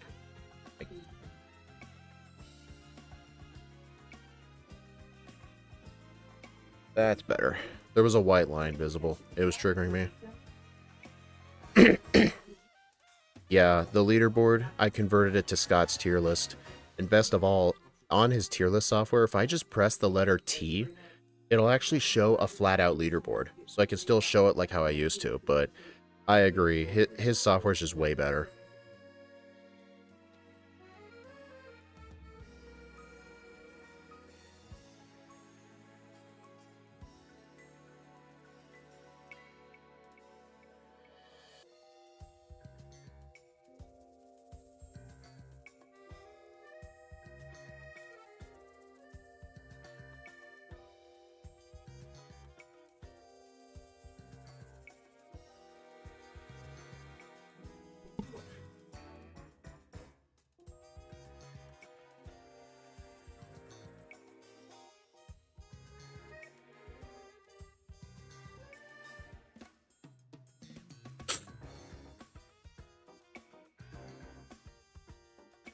Yeah, theoretically, the training would be more efficient if I just SOS trained on Zubats or Rattatas, but the problem is I'm going to gain way too many EVs in speed. Like, I need some speed EVs, but I don't need much. Just 116 by the end of things. That's not going to be a good idea. There's really not a single stat I want to max out in. I kind of want my EVs spread out. Hey, Scott knows a lot about code. He essentially had to teach himself.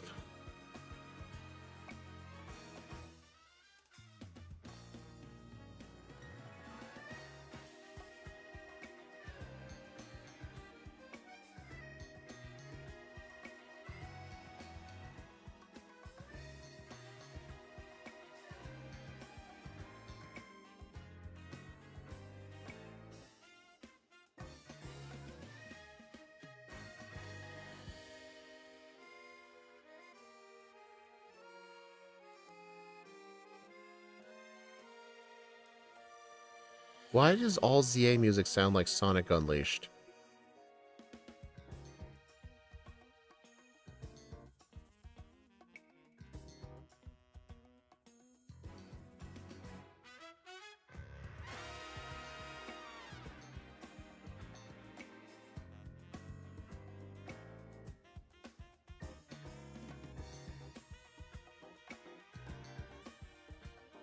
Jazz. Like jazz?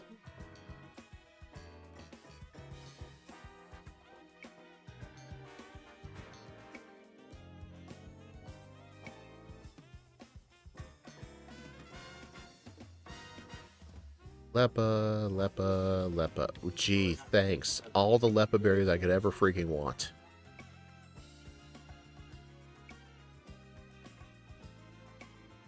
Alright, do you guys think the normal trial is going to be hard? And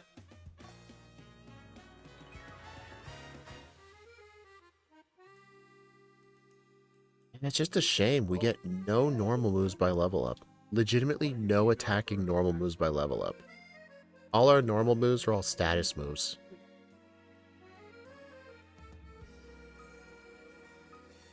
One would think Jazz is more associated to the US. Jazz is only really associated with the Deep South, New Orleans area. And even then, Jazz was kind of brought over by, I think it was the descendants of slaves.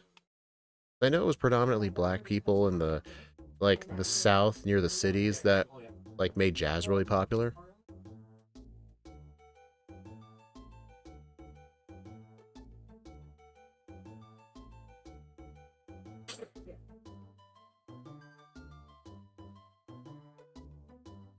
I'm waiting to put all my shinies into home from Arceus Scarlet and Violet when ZA gets updated, because I have a lot in ZA. Yeah, when ZA gets compatible with home, I'm not going to take them all out right away because I still have a ton of Pokemon Scarlet and Violet. I will eventually move my Pokemon out of Scarlet and Violet when Winds and Waves comes out. It's when I have no intentions of replaying Scarlet and Violet. That'll just be when Winds and Waves comes out. I do want to eventually play more Scarlet and Violet and do more online battles, because those were always fun. Did you guys like it when I streamed competitive battles in Scarlet and Violet? Roar. Better than Leer. Who knows, Roar might help with something.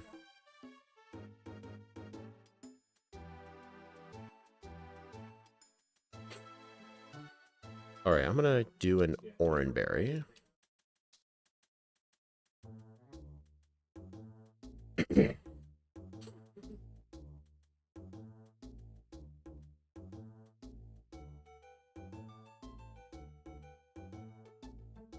Yeah, I don't think Roar would work in this. I'm not even gonna try.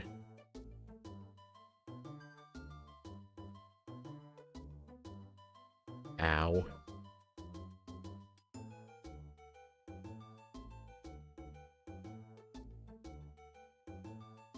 Oh, wow, that was cutting it close. 1 HP. What's the final moveset? Sun and Moon doesn't really have a final moveset.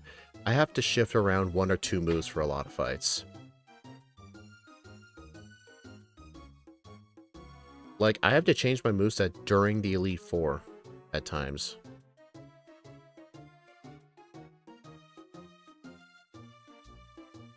Are you trying to get a complete living dex in Legends Arceus? Nice.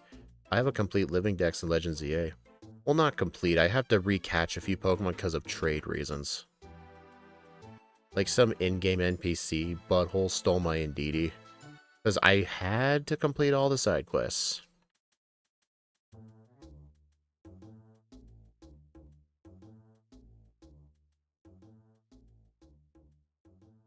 So wait, did I get 2 crits?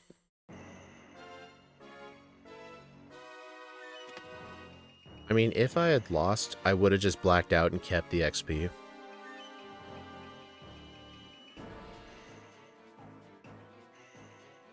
Hey guys, I'm actually curious, what does Z Roar do? Or Z Howl? I don't know if the solo deck software can let me peek at Z move effects. That pulls information from Bulbapedia. Crits are 1 in 24. Did I seriously get 2 crits? That's awesome. Z Roar is just Roar. So there's like no benefit to it? Like not a stat boost or anything? Because I don't know, maybe like Z Howl gave me +1 special attack or something. That could help. Like I'm just trying to think here.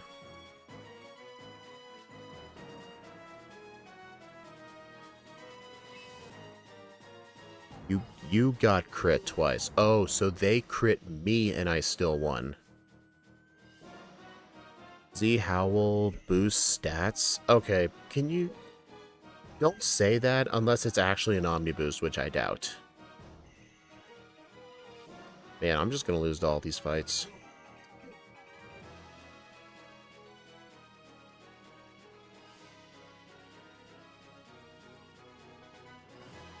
Is this a trainer? Soothe Bell. That's kind of useless. By the time you get return, you're at max friendship. Even if you start with 0 friendship, you still end up at max. Yeah, that's just you. I could probably just sell that for money, honestly. Probably sells for good.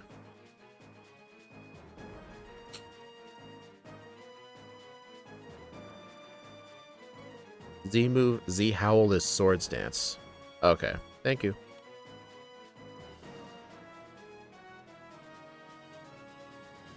Scott's doing Noctowl? What game is he doing it in? Alright, can I get some cherry chesto berries or something? Of course, more Lepa berries. I don't get any of the berries I asked for. Awesome. Alright, so I'm gonna need to train. Obviously, I'm in no condition to fight Hala right now. But here's what I'm gonna do. I'm gonna go to the cemetery and train on Ghastlies and Zubats.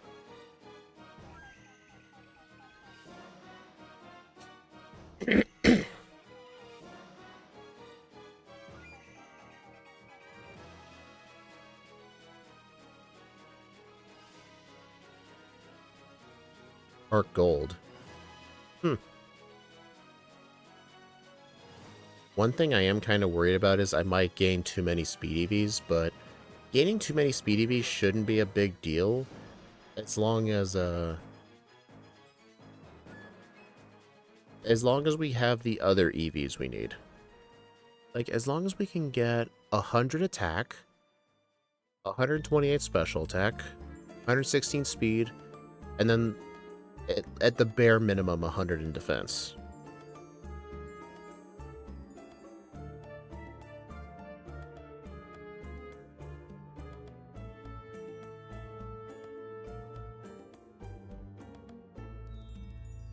It gives special defense. Yeah, I'm aware of that. I was just doing it for the raw XP.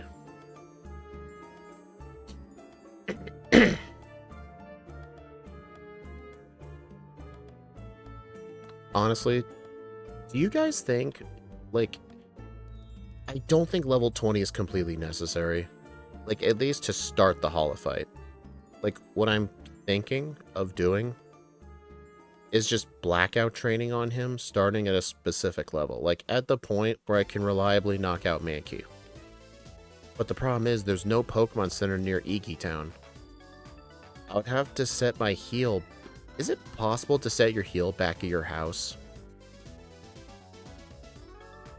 Your teleport point to your house? I don't know if it's possible.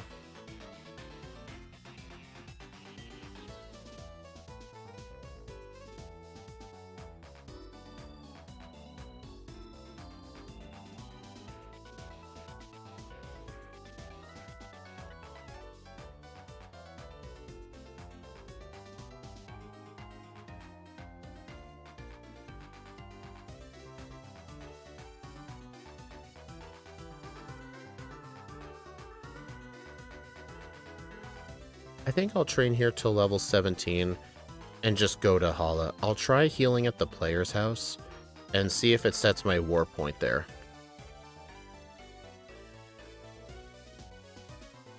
I just roared it away.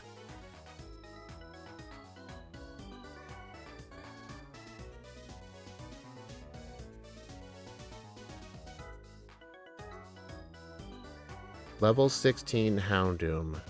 30% chance to 3-hit.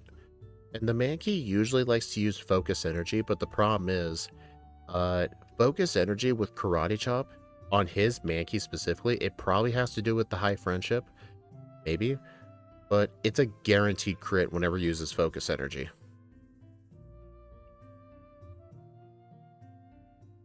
So what I'm basically hearing, I may need level 18. Alright, so I'm just gonna have to stay here till level 18.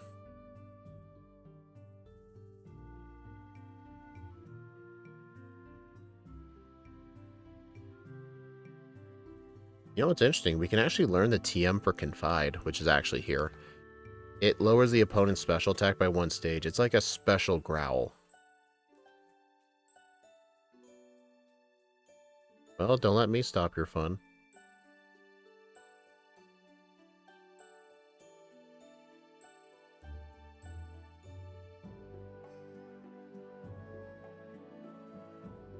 I guess there's some trainers here I could fight.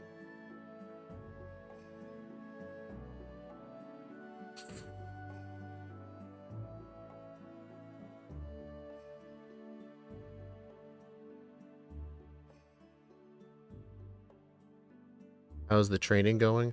I'm probably going to train to level 18 and see how the Hala fight goes. All Mega Evolutions will be alphas for my shiny decks, plus I have to do G-Max shinies. Oh my god.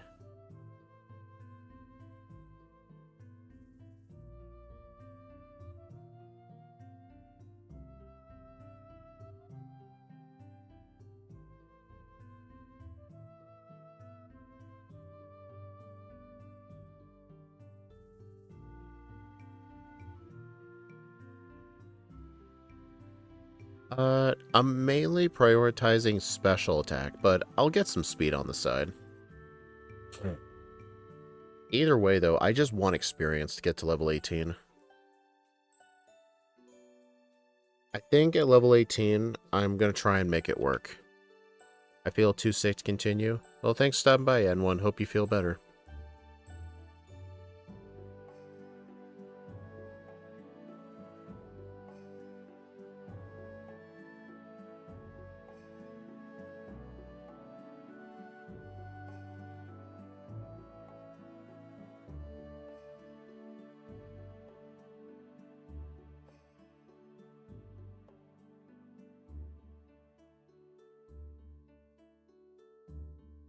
Alright, I'm going to need to go to the center now.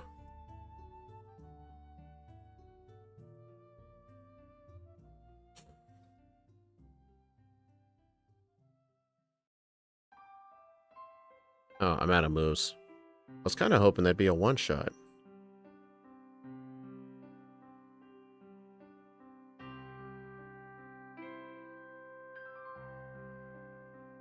I've seen screenshots, Masters, of someone entering a competitive battle, a ranked battle, with an Alpha Xerneas.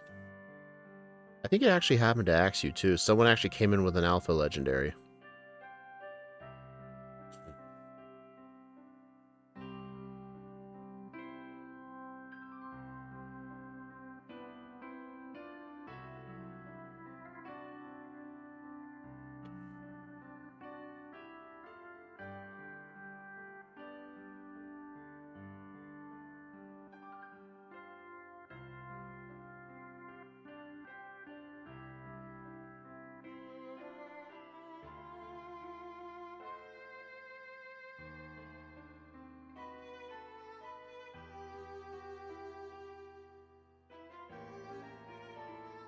Alright, 18.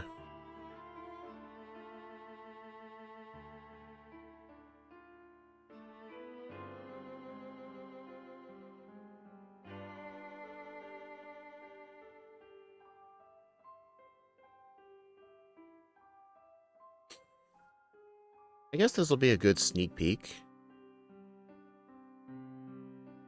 You know, I don't think Bite will be too bad. We might have to rely on flinch luck.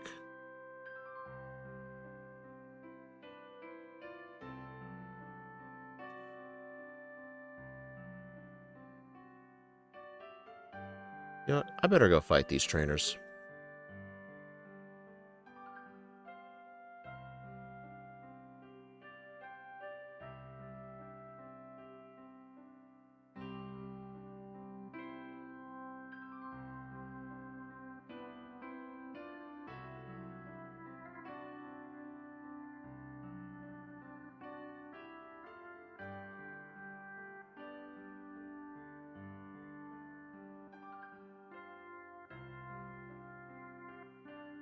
Oh, red card user.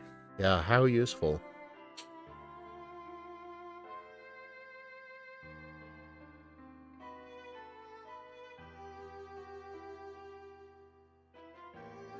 I can probably just sell that red card for money.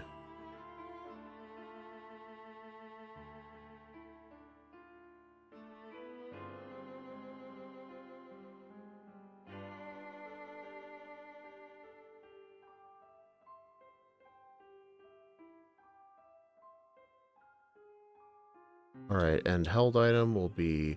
Wait, you know what? Z Howl, +2 attack.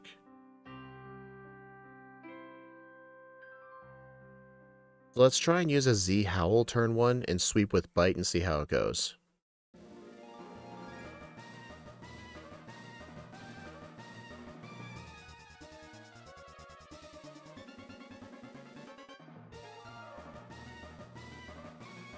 Oh, Z Roar actually ups your defense.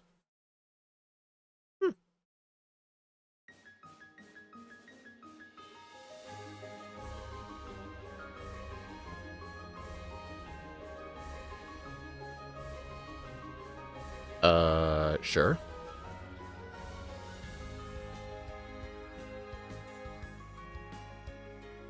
I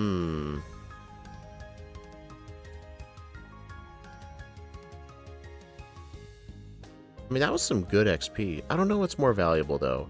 The +2 attack or the +1 defense?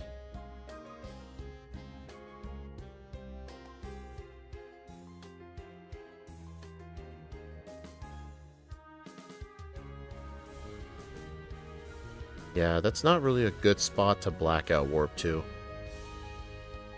I need to try warping to the player's house.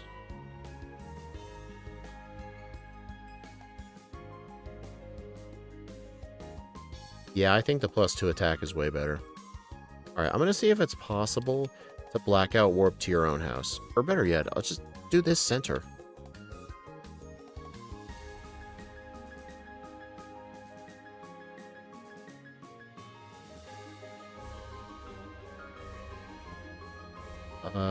Do I have plenty? Okay. Yeah, I think the +2 defense attack is better. But yeah, Bite is gonna have to 3-shot it, which is unfortunate. But then again, flinches. I'm stupid.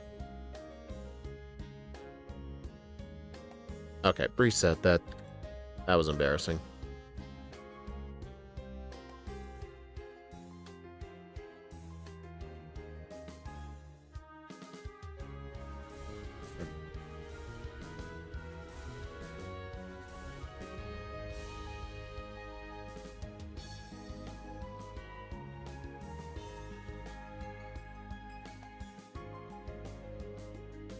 Right, focus energy.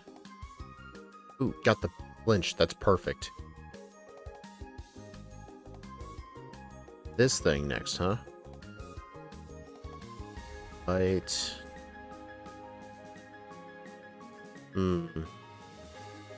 Alright, I think holding on to Normalium Z. I think I just need a Blackout Train until I win. At least I'm getting attack EVs from this. Roar and then Ember. Well, the problem is, John, Roar has negative priority. So I'm gonna get hit first.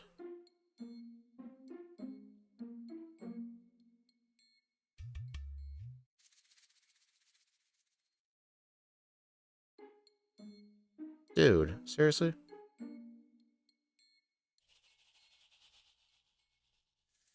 I got a crit flinch, I think that was.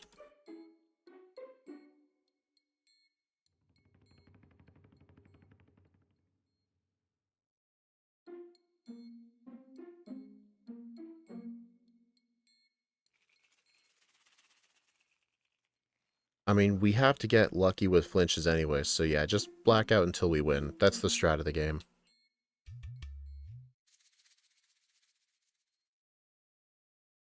Dude. Okay, I got the flinch, so we're good.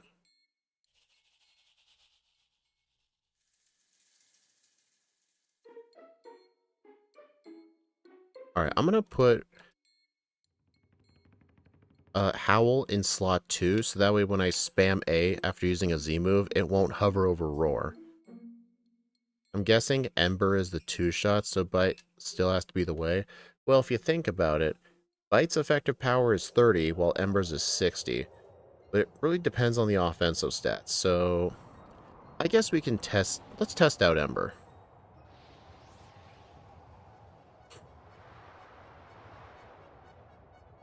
Okay, Ember does do more. How in the world did I live that?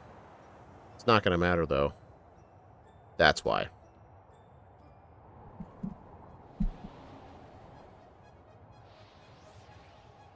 So if we spam Ember, there is a theoretical chance we live, but as long as that Makuhita's there, it's not going to matter because of Fake Out.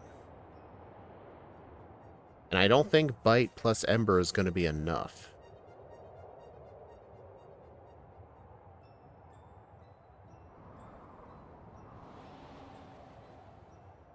I guess unless I were to theoretically get a burn. But it does seem like Ember is a far better way of training. So I'm actually just going to spam Ember for a bit. Because there's definitely no way I can win. Houndoom had sturdy. Sure did.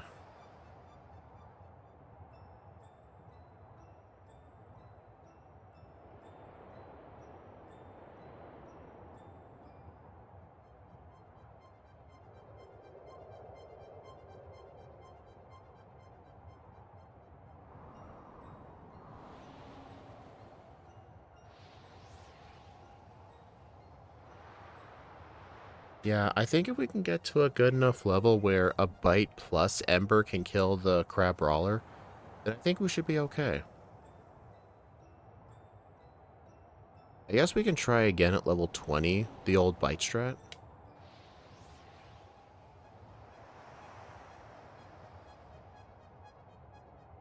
You know what's funny?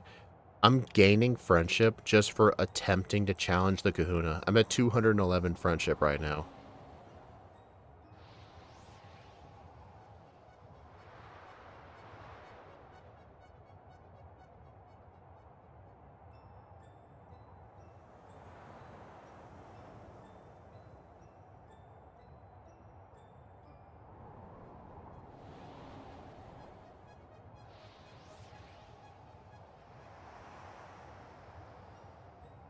Literally me blacking out gains me 3 friendship, which is pretty funny.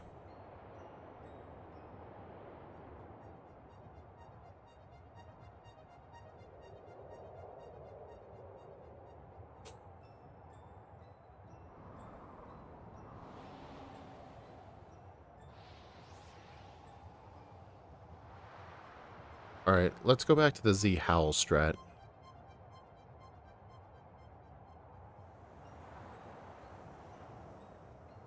Yeah, I think at level 20 that might be a guaranteed one hit.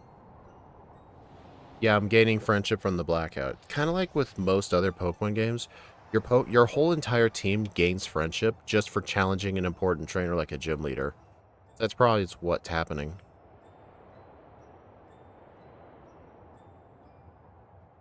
But yeah, I think as soon as we get to level 20, does anyone want to do the Kingler Cow range on that? Like, does anyone want to do level 20 Houndoom with a +2 attack and bite at level 20?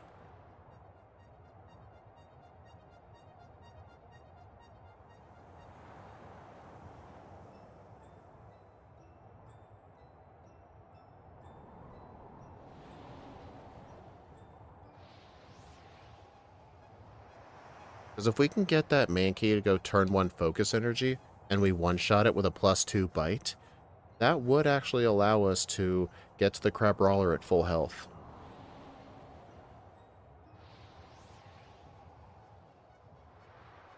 Man, why can't this thing get an actual normal move? I cannot at the moment, I'm on my phone. Oh.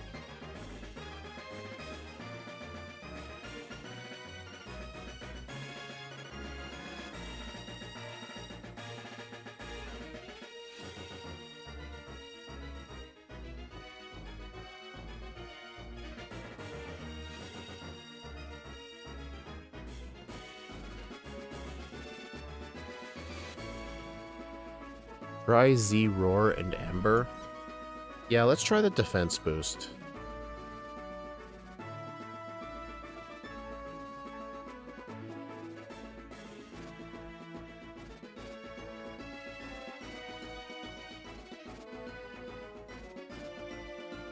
I mean, honestly, that was not a good roar target.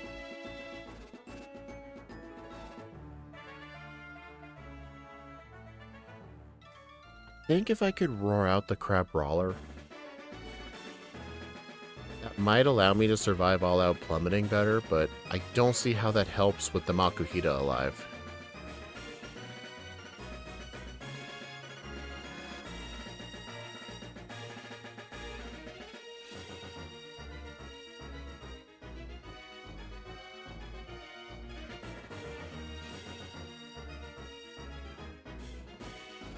Alright, let's try this out. 21 HP. Okay.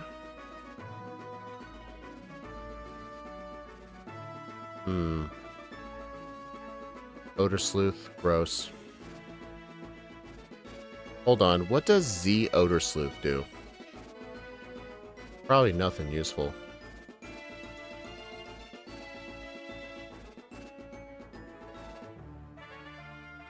But yeah, that is definitely the closest I've been to winning.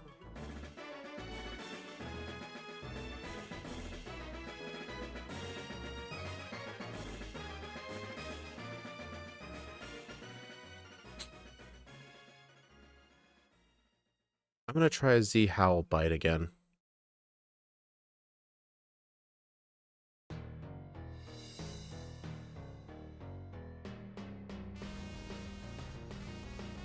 Oh.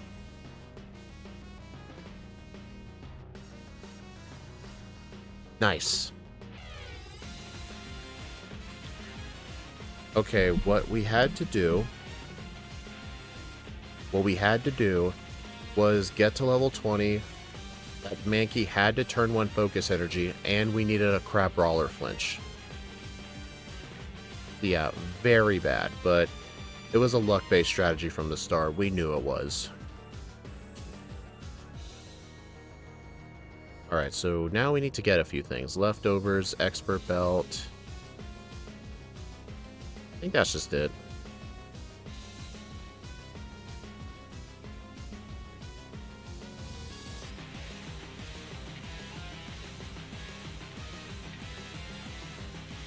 Alright.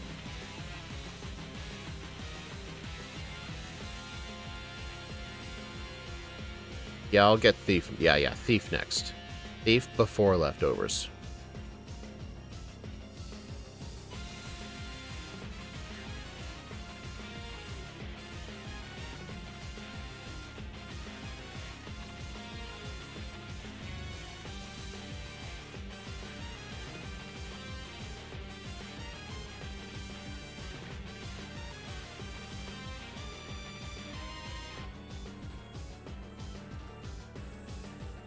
Whoops.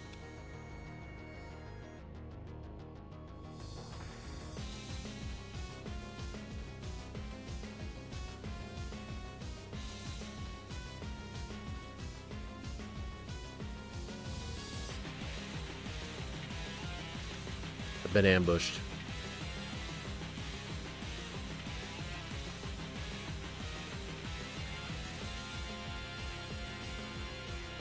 I've been ambushed.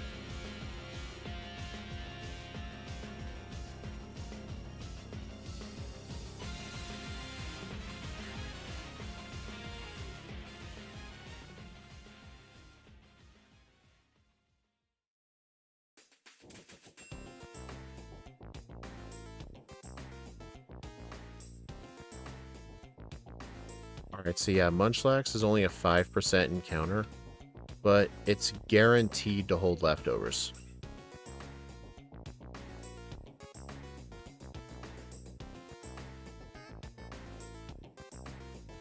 Arching Maxi Song. Yep.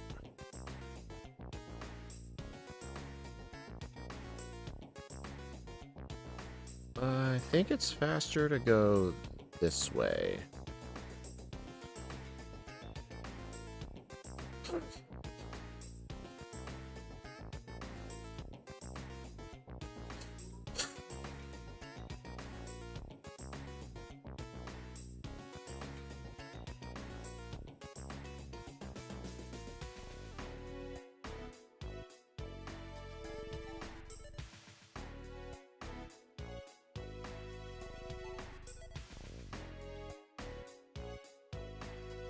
You've got to be kidding me.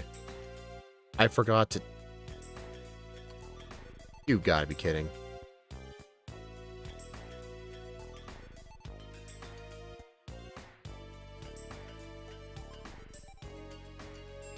Well.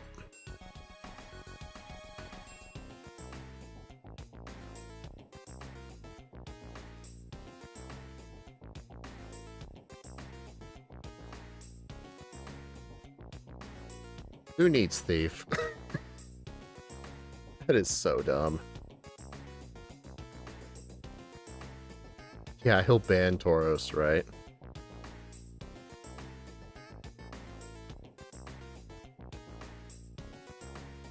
Alright, let's give this thing leftovers.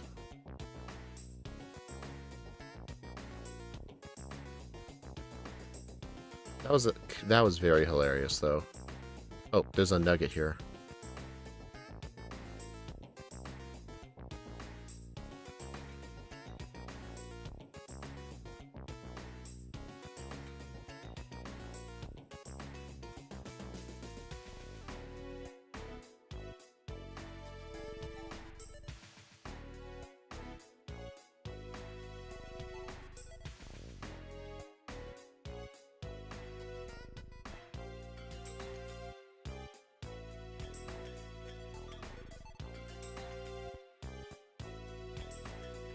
He didn't even need to cheat. John, using Thief is not cheating. Honestly, I don't think Scott would ever do Gen 7. I know he's done tinkering in Gen 6 and Gen 7, not for playing with them, but just for eventually getting Pokebite support to him. There's no plans for it, but it's just something he was just goofing around with.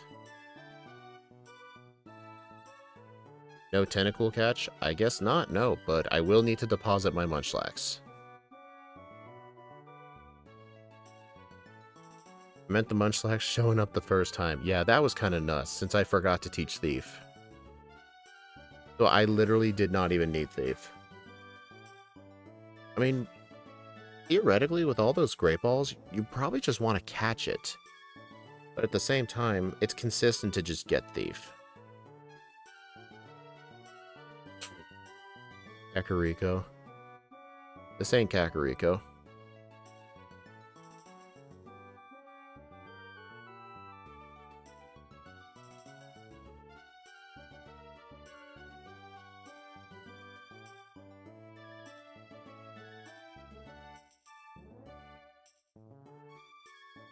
Alright, I know one of the things I'm going to need is the Protectium.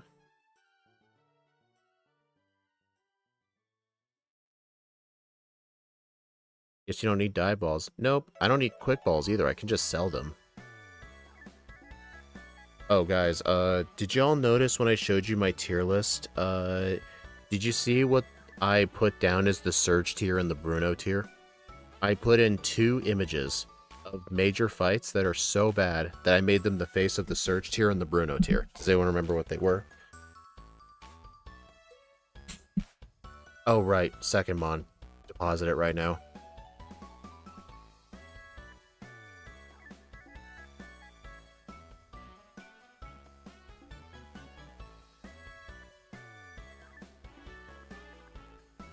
I'm gonna fight all the trainers.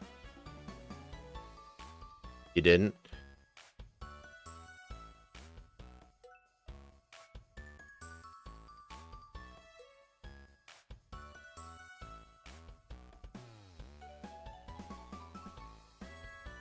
Alright, I'll have to move my live split timer, but here they are. The Komodo tier and the Wishy-Washy tier. Straight up the 2 worst totem fights in the entire game. Like, I think they're both pretty incompetent, but I think the Wishy-Washy is just straight up the most incompetent fight of all. Like, even if you're playing a fire type, it can just use Soak on you and make you resist water moves instead. Plus, it's the only one of the totem fights to not receive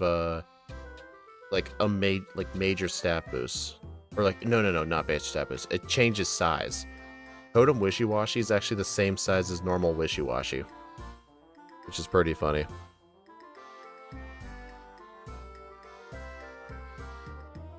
What about trainers? There really aren't trainers, Dad. They're all actually difficult in their own ways. Nothing in Surge or Bruno tier territory. I guess Lima? But he's an early game fight. Like, I don't think he should really count.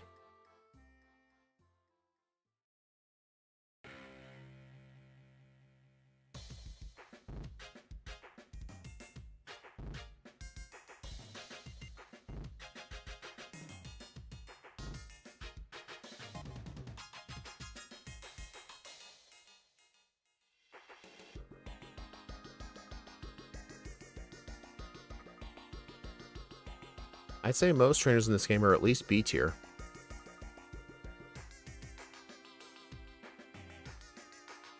Yeah, I can't really think of terrible trainers. You could theoretically say Faba, because when you fight him solo, he just has a single Hypno. But when he pairs up with another employee, then things end up becoming pretty bad.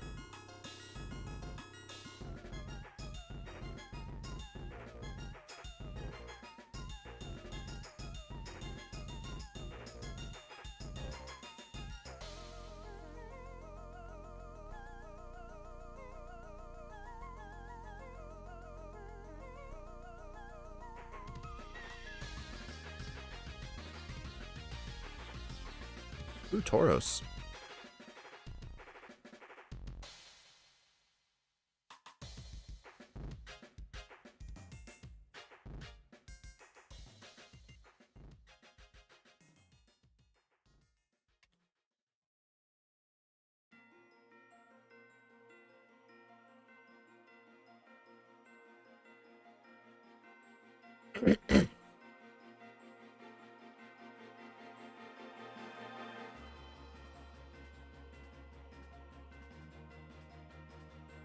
Especially when Lily doesn't have another Pokemon solo, how will kill your Houndoom this time like Guzzlord?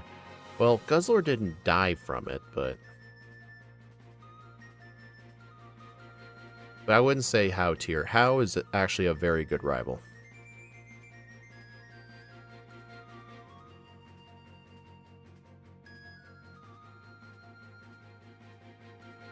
Alright, I'm gonna fight most optional trainers that I can fight.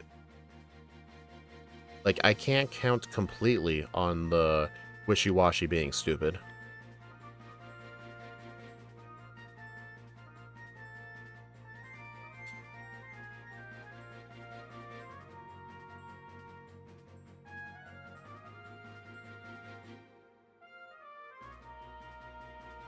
Torment.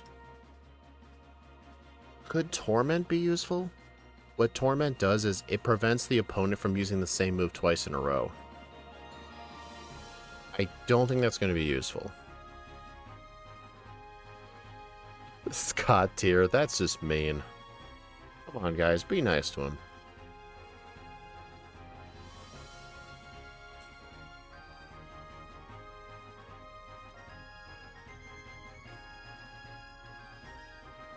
Also, when I said before that the only Gladion fight you're required to win is the last one, technically the first one you're required to win. Any other fight you have with him, you're not.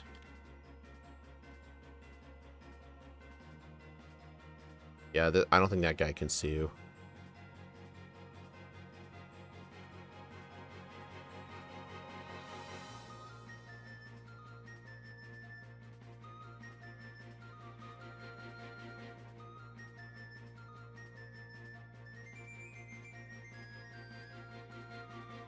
Yeah, no, I can't make images for like the S, A, B, C, D, E, F tiers. I can't do that. But I asked Scott to release a version of his tier list software where you can customize the Bruno and Surge tier images. And for each generation that I do, I'm going to have specific people.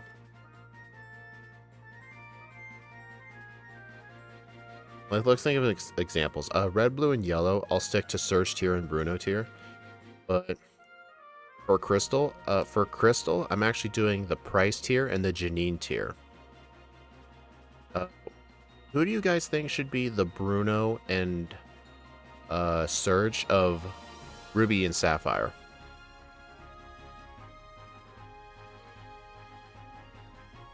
I mean, we could probably pair Emerald in with it. What's next week? Fire Red and Leaf Green. Today was supposed to be the premiere of the Pokemon Pearl Skunk Tank video, but I canceled that video because while recording it in the Elite Four, we had a power outage, and all my footage got corrupted. And I did not want to replay that run, so I just canceled it. Wallace slash Swan tier? Okay, I like that. Brawly.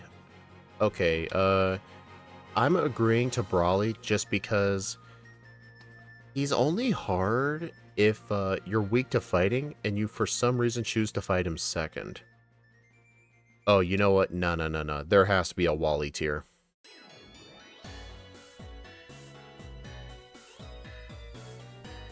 Wally is just pathetic. So yeah, a Wally tier and a Juan tier.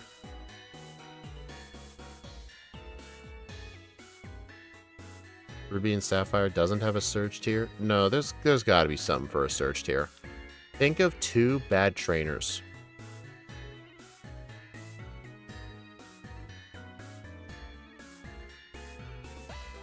I think Leftovers is going to be better.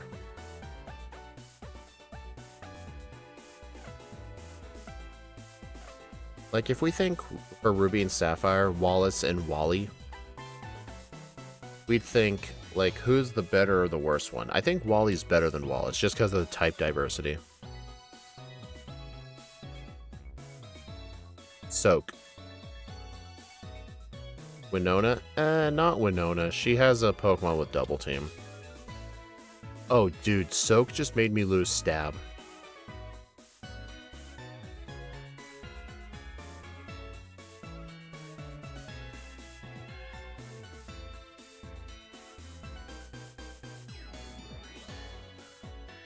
And I'm being growled. Did you grab Hidden Power? Yeah, I did, but it's not really going to help for this fight anyway.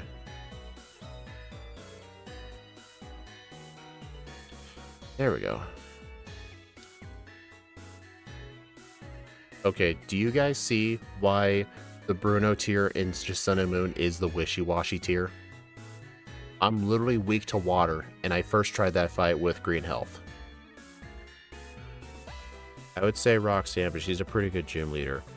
Yeah, not Roxanne, no.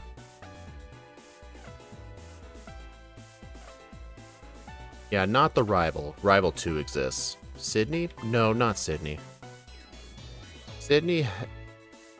He's not a pushover.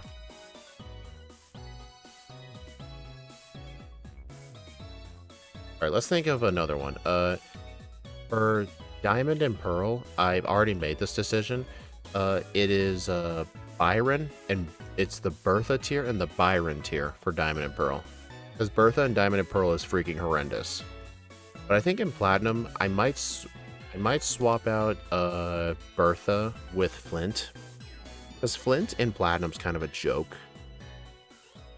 Because he's just got a team of all mono fire types. And if you just have Surf or Earthquake or Rock Slide, you just one-shot his entire team. Kind of like the Hiker with Psychic moves. Who's the Ice Leaf form member? Glacia. You know, Glacia is probably a good contender. I mean, I still don't think she's a pushover. Because her Celios and Walrein have thick fat. So fire really isn't a good solution for her. John, do you seriously think I can afford Sunny Day?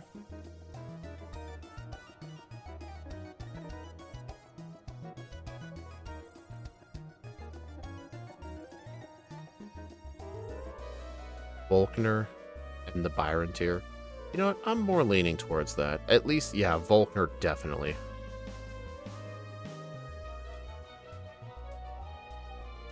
I mean, honestly, I could probably just do Volkner and Byron for both games. But if you were to ask me who gives me more resets on average, Volkner or Bertha, it's most likely going to be Bertha. Yeah, I might replace the Bertha image with Volkner. I might just do that.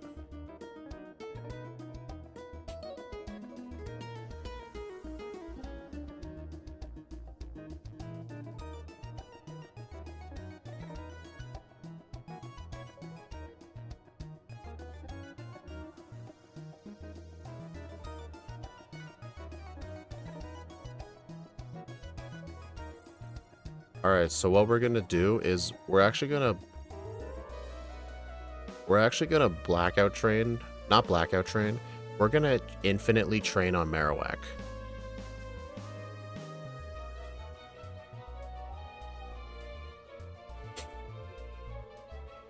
Oh, what about Black?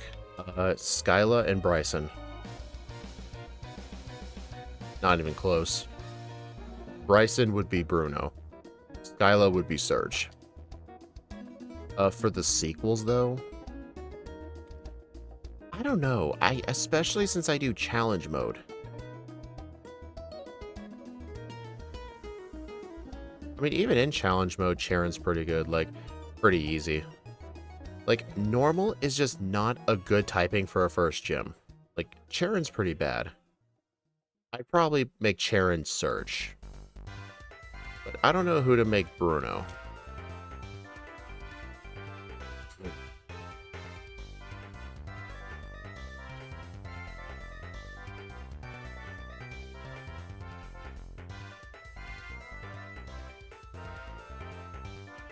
Alright, now we're just gonna spam A and not even think about this. So, how's everyone doing? John, it's a force of habit. That's why I picked it up. Honestly, part of me was thinking I should have picked up a Lepa. I should have equipped a Lepa Berry. Alright, I don't know how long to train here for.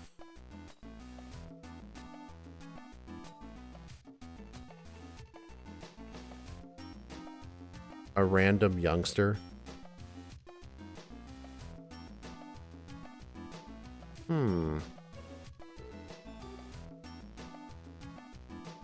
Honestly, I'm considering Marlin.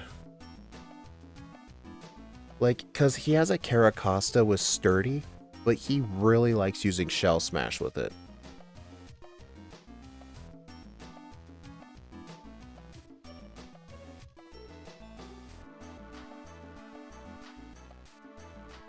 A Focus Punch slacking?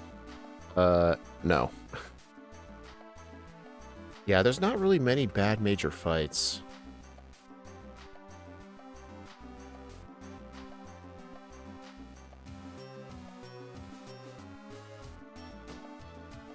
You gotta be kidding.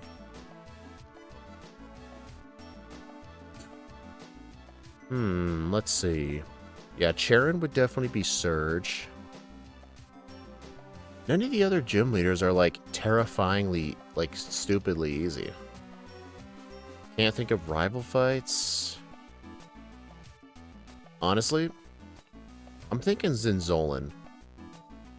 Zinzolin's team is just not great. Like, having a pure ice team is not that great. The only Pokemon that I've had actually get resets to him were basically just stuff weak to ice moves. Or special attackers. Whoa. That was close.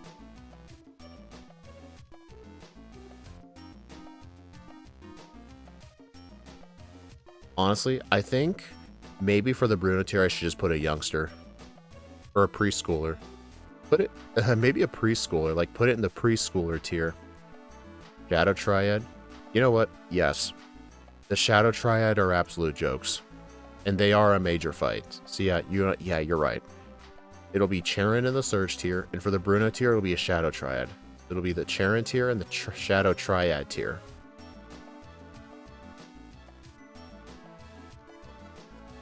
Yeah, but Zinzolin is way more competent than Bryson.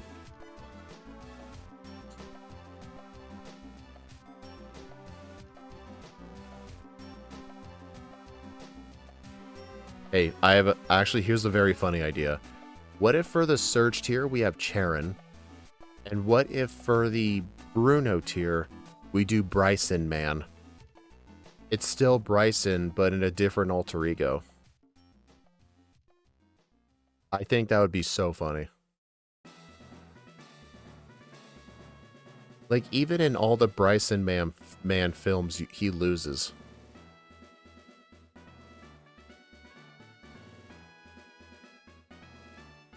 Shadow Triad was ironically what my channel name was based on. I misspells Triad as trait, but rolled with it because it looked cool.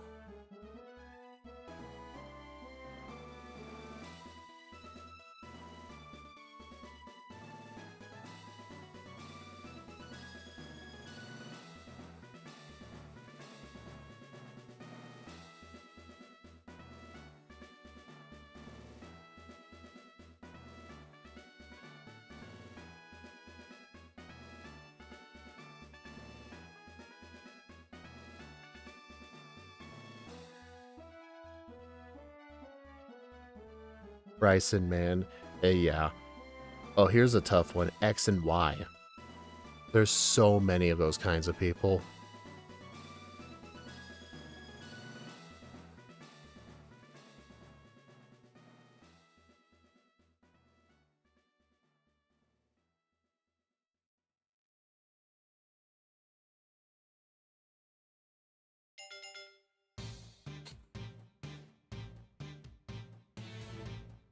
Okay, I need to black out.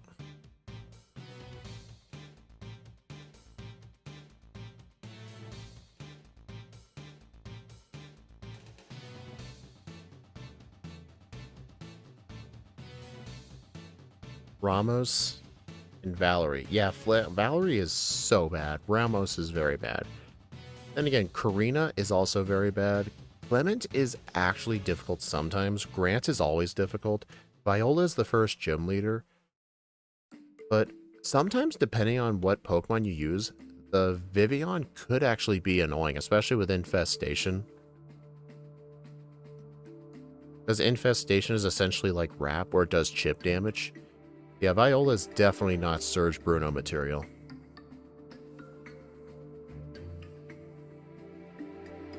Olympia? I don't think Olympia's on that tier. She's pretty easy, but you still have to worry about screens.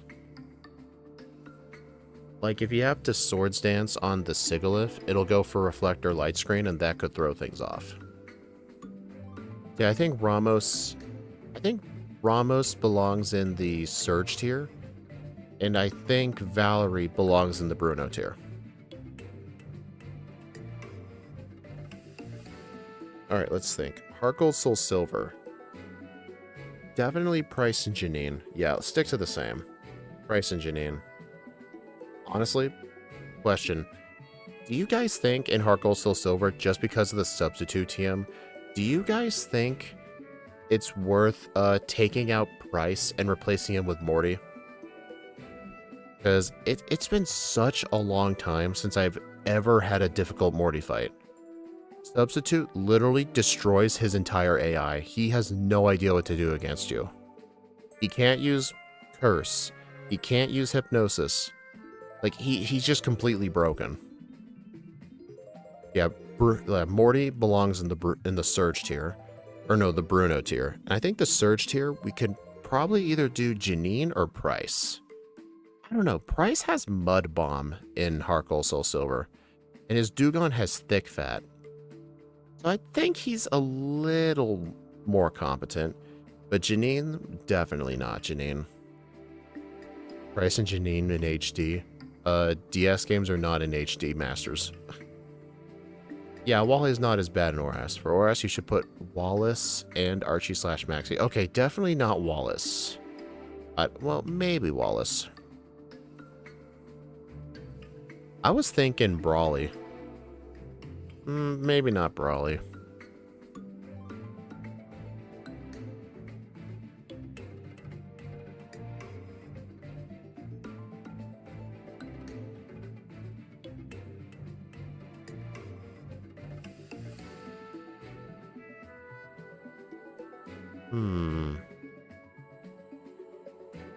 I don't know.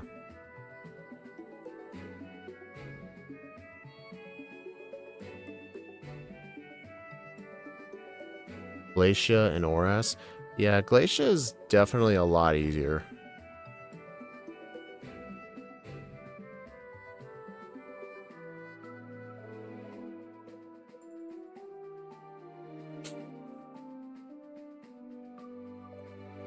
It's not Game Boy graphics, true.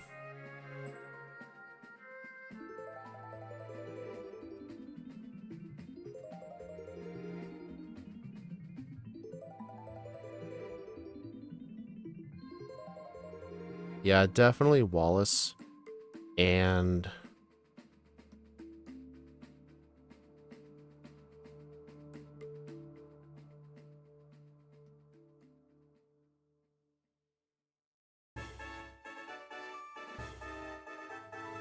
I don't know, even with Mega Gallade, Wally's still not that good. Like, Wally still has very crappy Pokemon. He still has a Roselia. He has a Magneton. He's got a Delcatty. Like, dude, those aren't good Pokemon. And usually when you get to that point in a solo run, you can outspeed the Mega Gallade. Yeah, I think Wallace and Wally. Just stick to the same ones, because neither of them are that good. I mean, Wallace and his Emerald team in the Delta episode can be good, but we're not going to count that.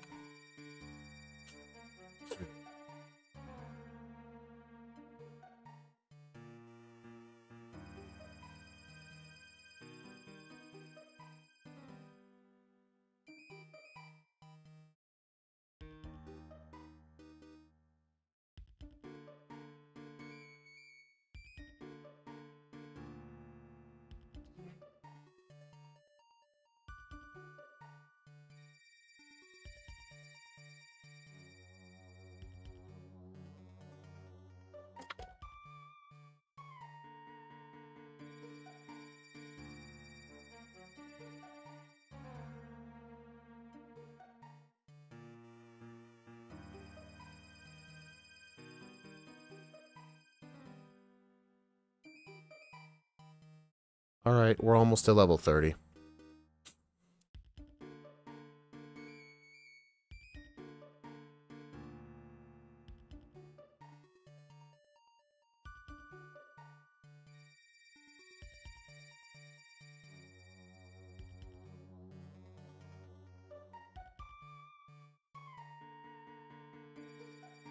Firefang. No, his theme is very good, don't get me wrong. Come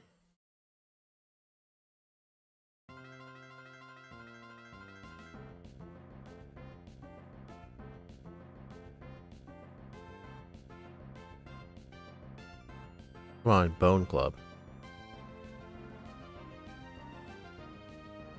Dude, use Bone Club.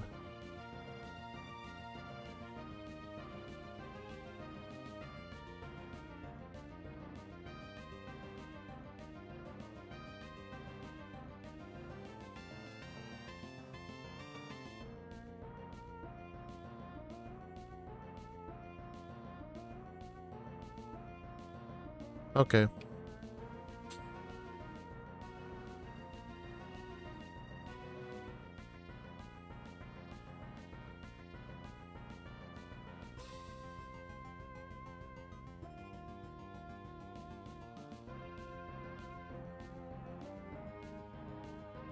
Okay, now we're gonna do this trial for real.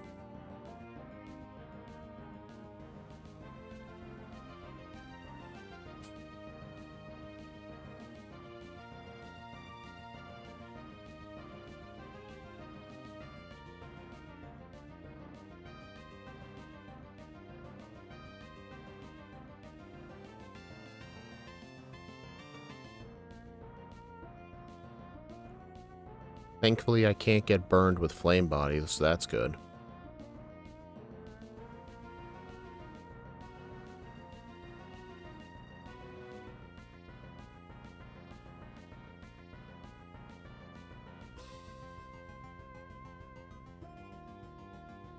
Torment. Oh no, not Torment.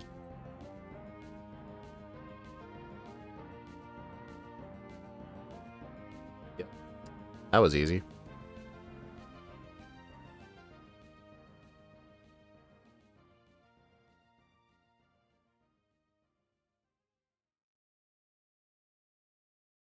Alright, we got the Zard now.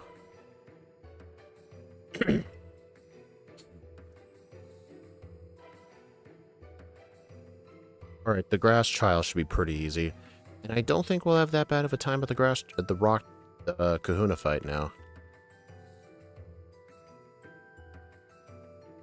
It's a shame Flame Charge is weaker than Fire Fang.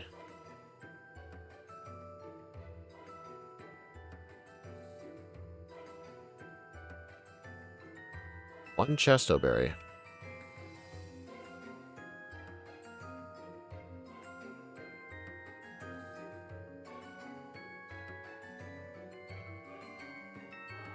You got... seriously? Thing probably used Rollout.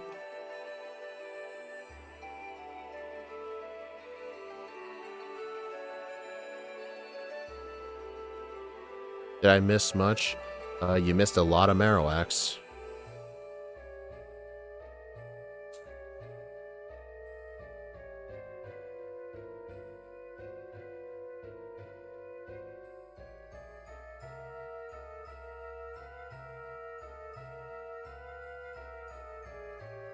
It must have been a crit rollout.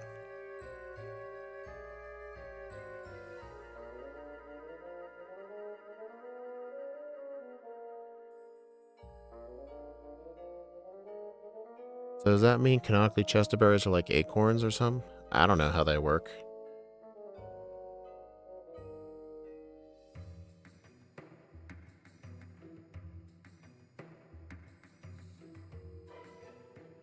Chestnuts. You know Mankey hate chestnuts.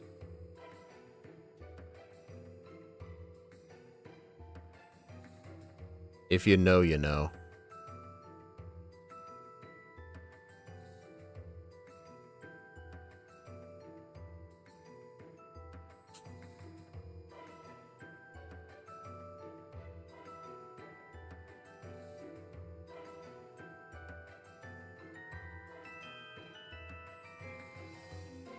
Please tell me someone knows the reference.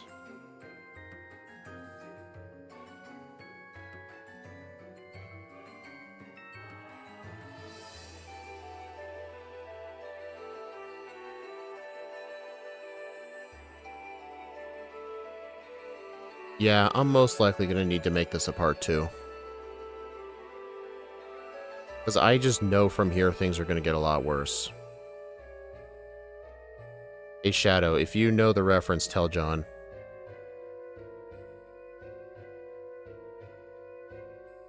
Tell him where the reference that Mankey don't like chestnuts come from. Yeah, I think I'll fight Olivia, and then we'll do part 2 on Sunday.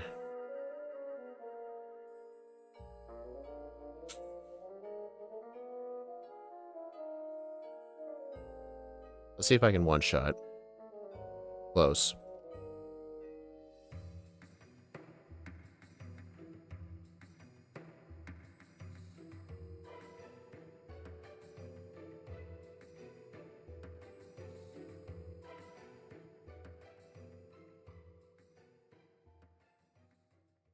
You going to bed? Will be soon, yes. Yeah, it's a mystery dungeon reference. It's from Red and Blue Rescue Team. There's a side quest where you gotta you recruit a bunch of Mankey to renovate your base, and in return you got to get them some peeled chestnuts because Mankey can't peel it themselves because they're too spiky, and they get angry.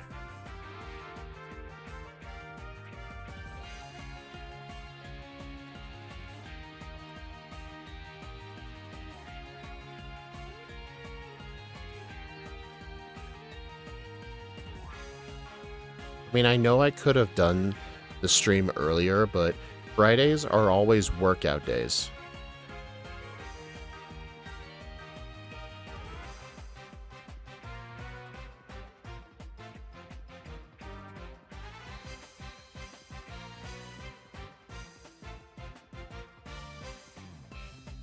But here's the sucky thing, like, normally a decent Pokemon might only need like a half hour of planning and routing for Sun and Moon, but this thing needed an hour and 20 minutes of routing.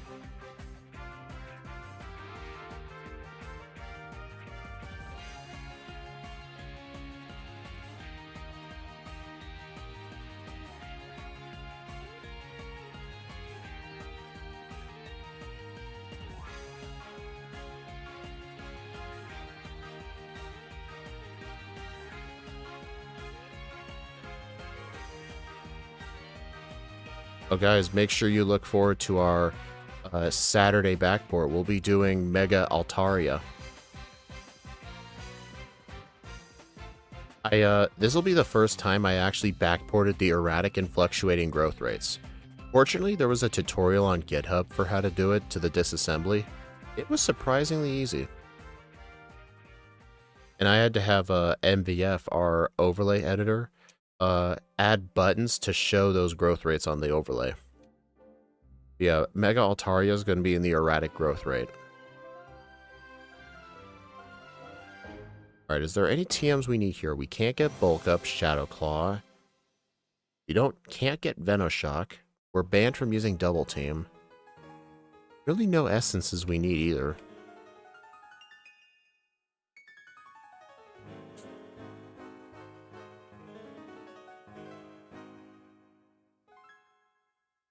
And also, Scott made an update to his tier list software to include Mega Pokemon.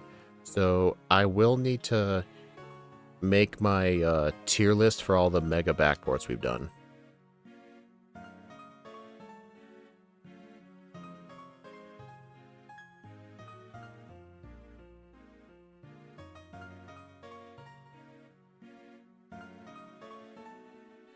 You think you can beat Olivia first try?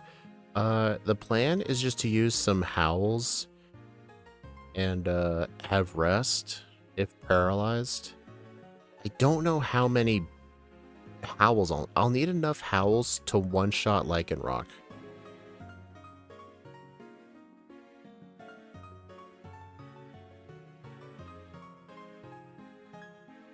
And with Early Bird, most of the time I should wake up right away from rest. Rest over Roar? I think so, yeah.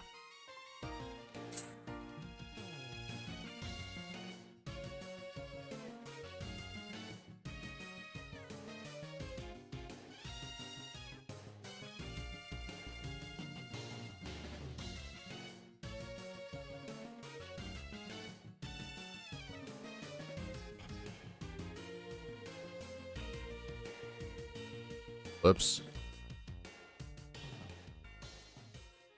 I almost died there because I used Roar by accident. Do you think they're going to put that Slowpoke in a happy place?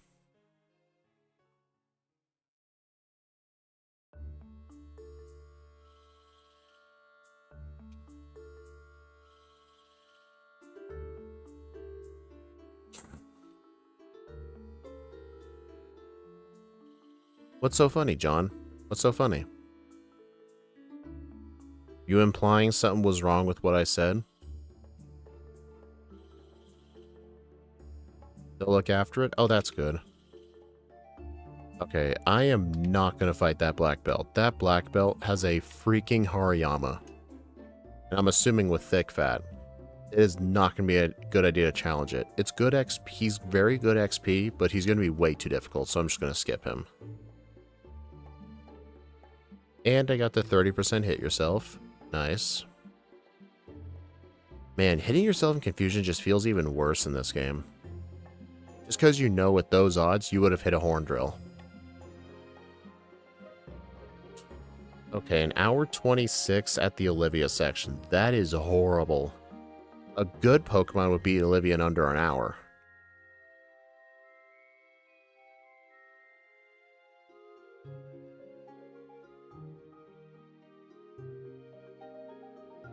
Alright, so... rest in the place of Roar. And leftovers.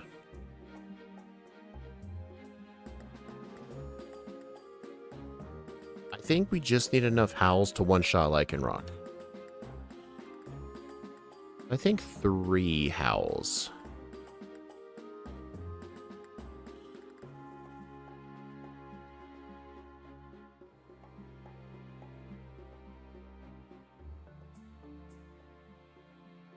Alright, so it looks like 1 turn less of sleep. Wait, what? That thing lived at 1 hit. That must have lived at like 1 hit point. I did not see a health bar on that thing.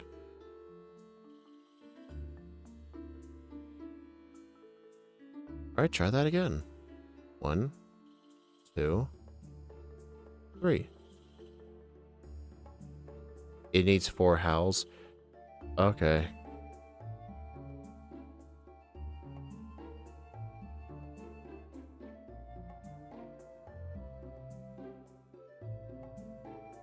Nice. I either got a flinch or a rock slide miss. I'll take it. There we go.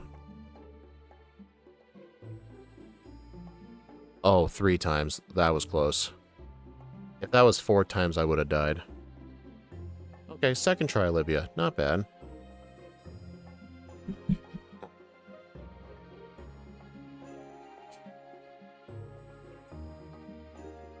Also, we're at level 33 right now, which according to my notes, we need 35 for Mimikyu, 41 for Nanu, and then 54 for Hapu. Like, the more trainers we fight before Hapu, the less rare candies we'll need to use.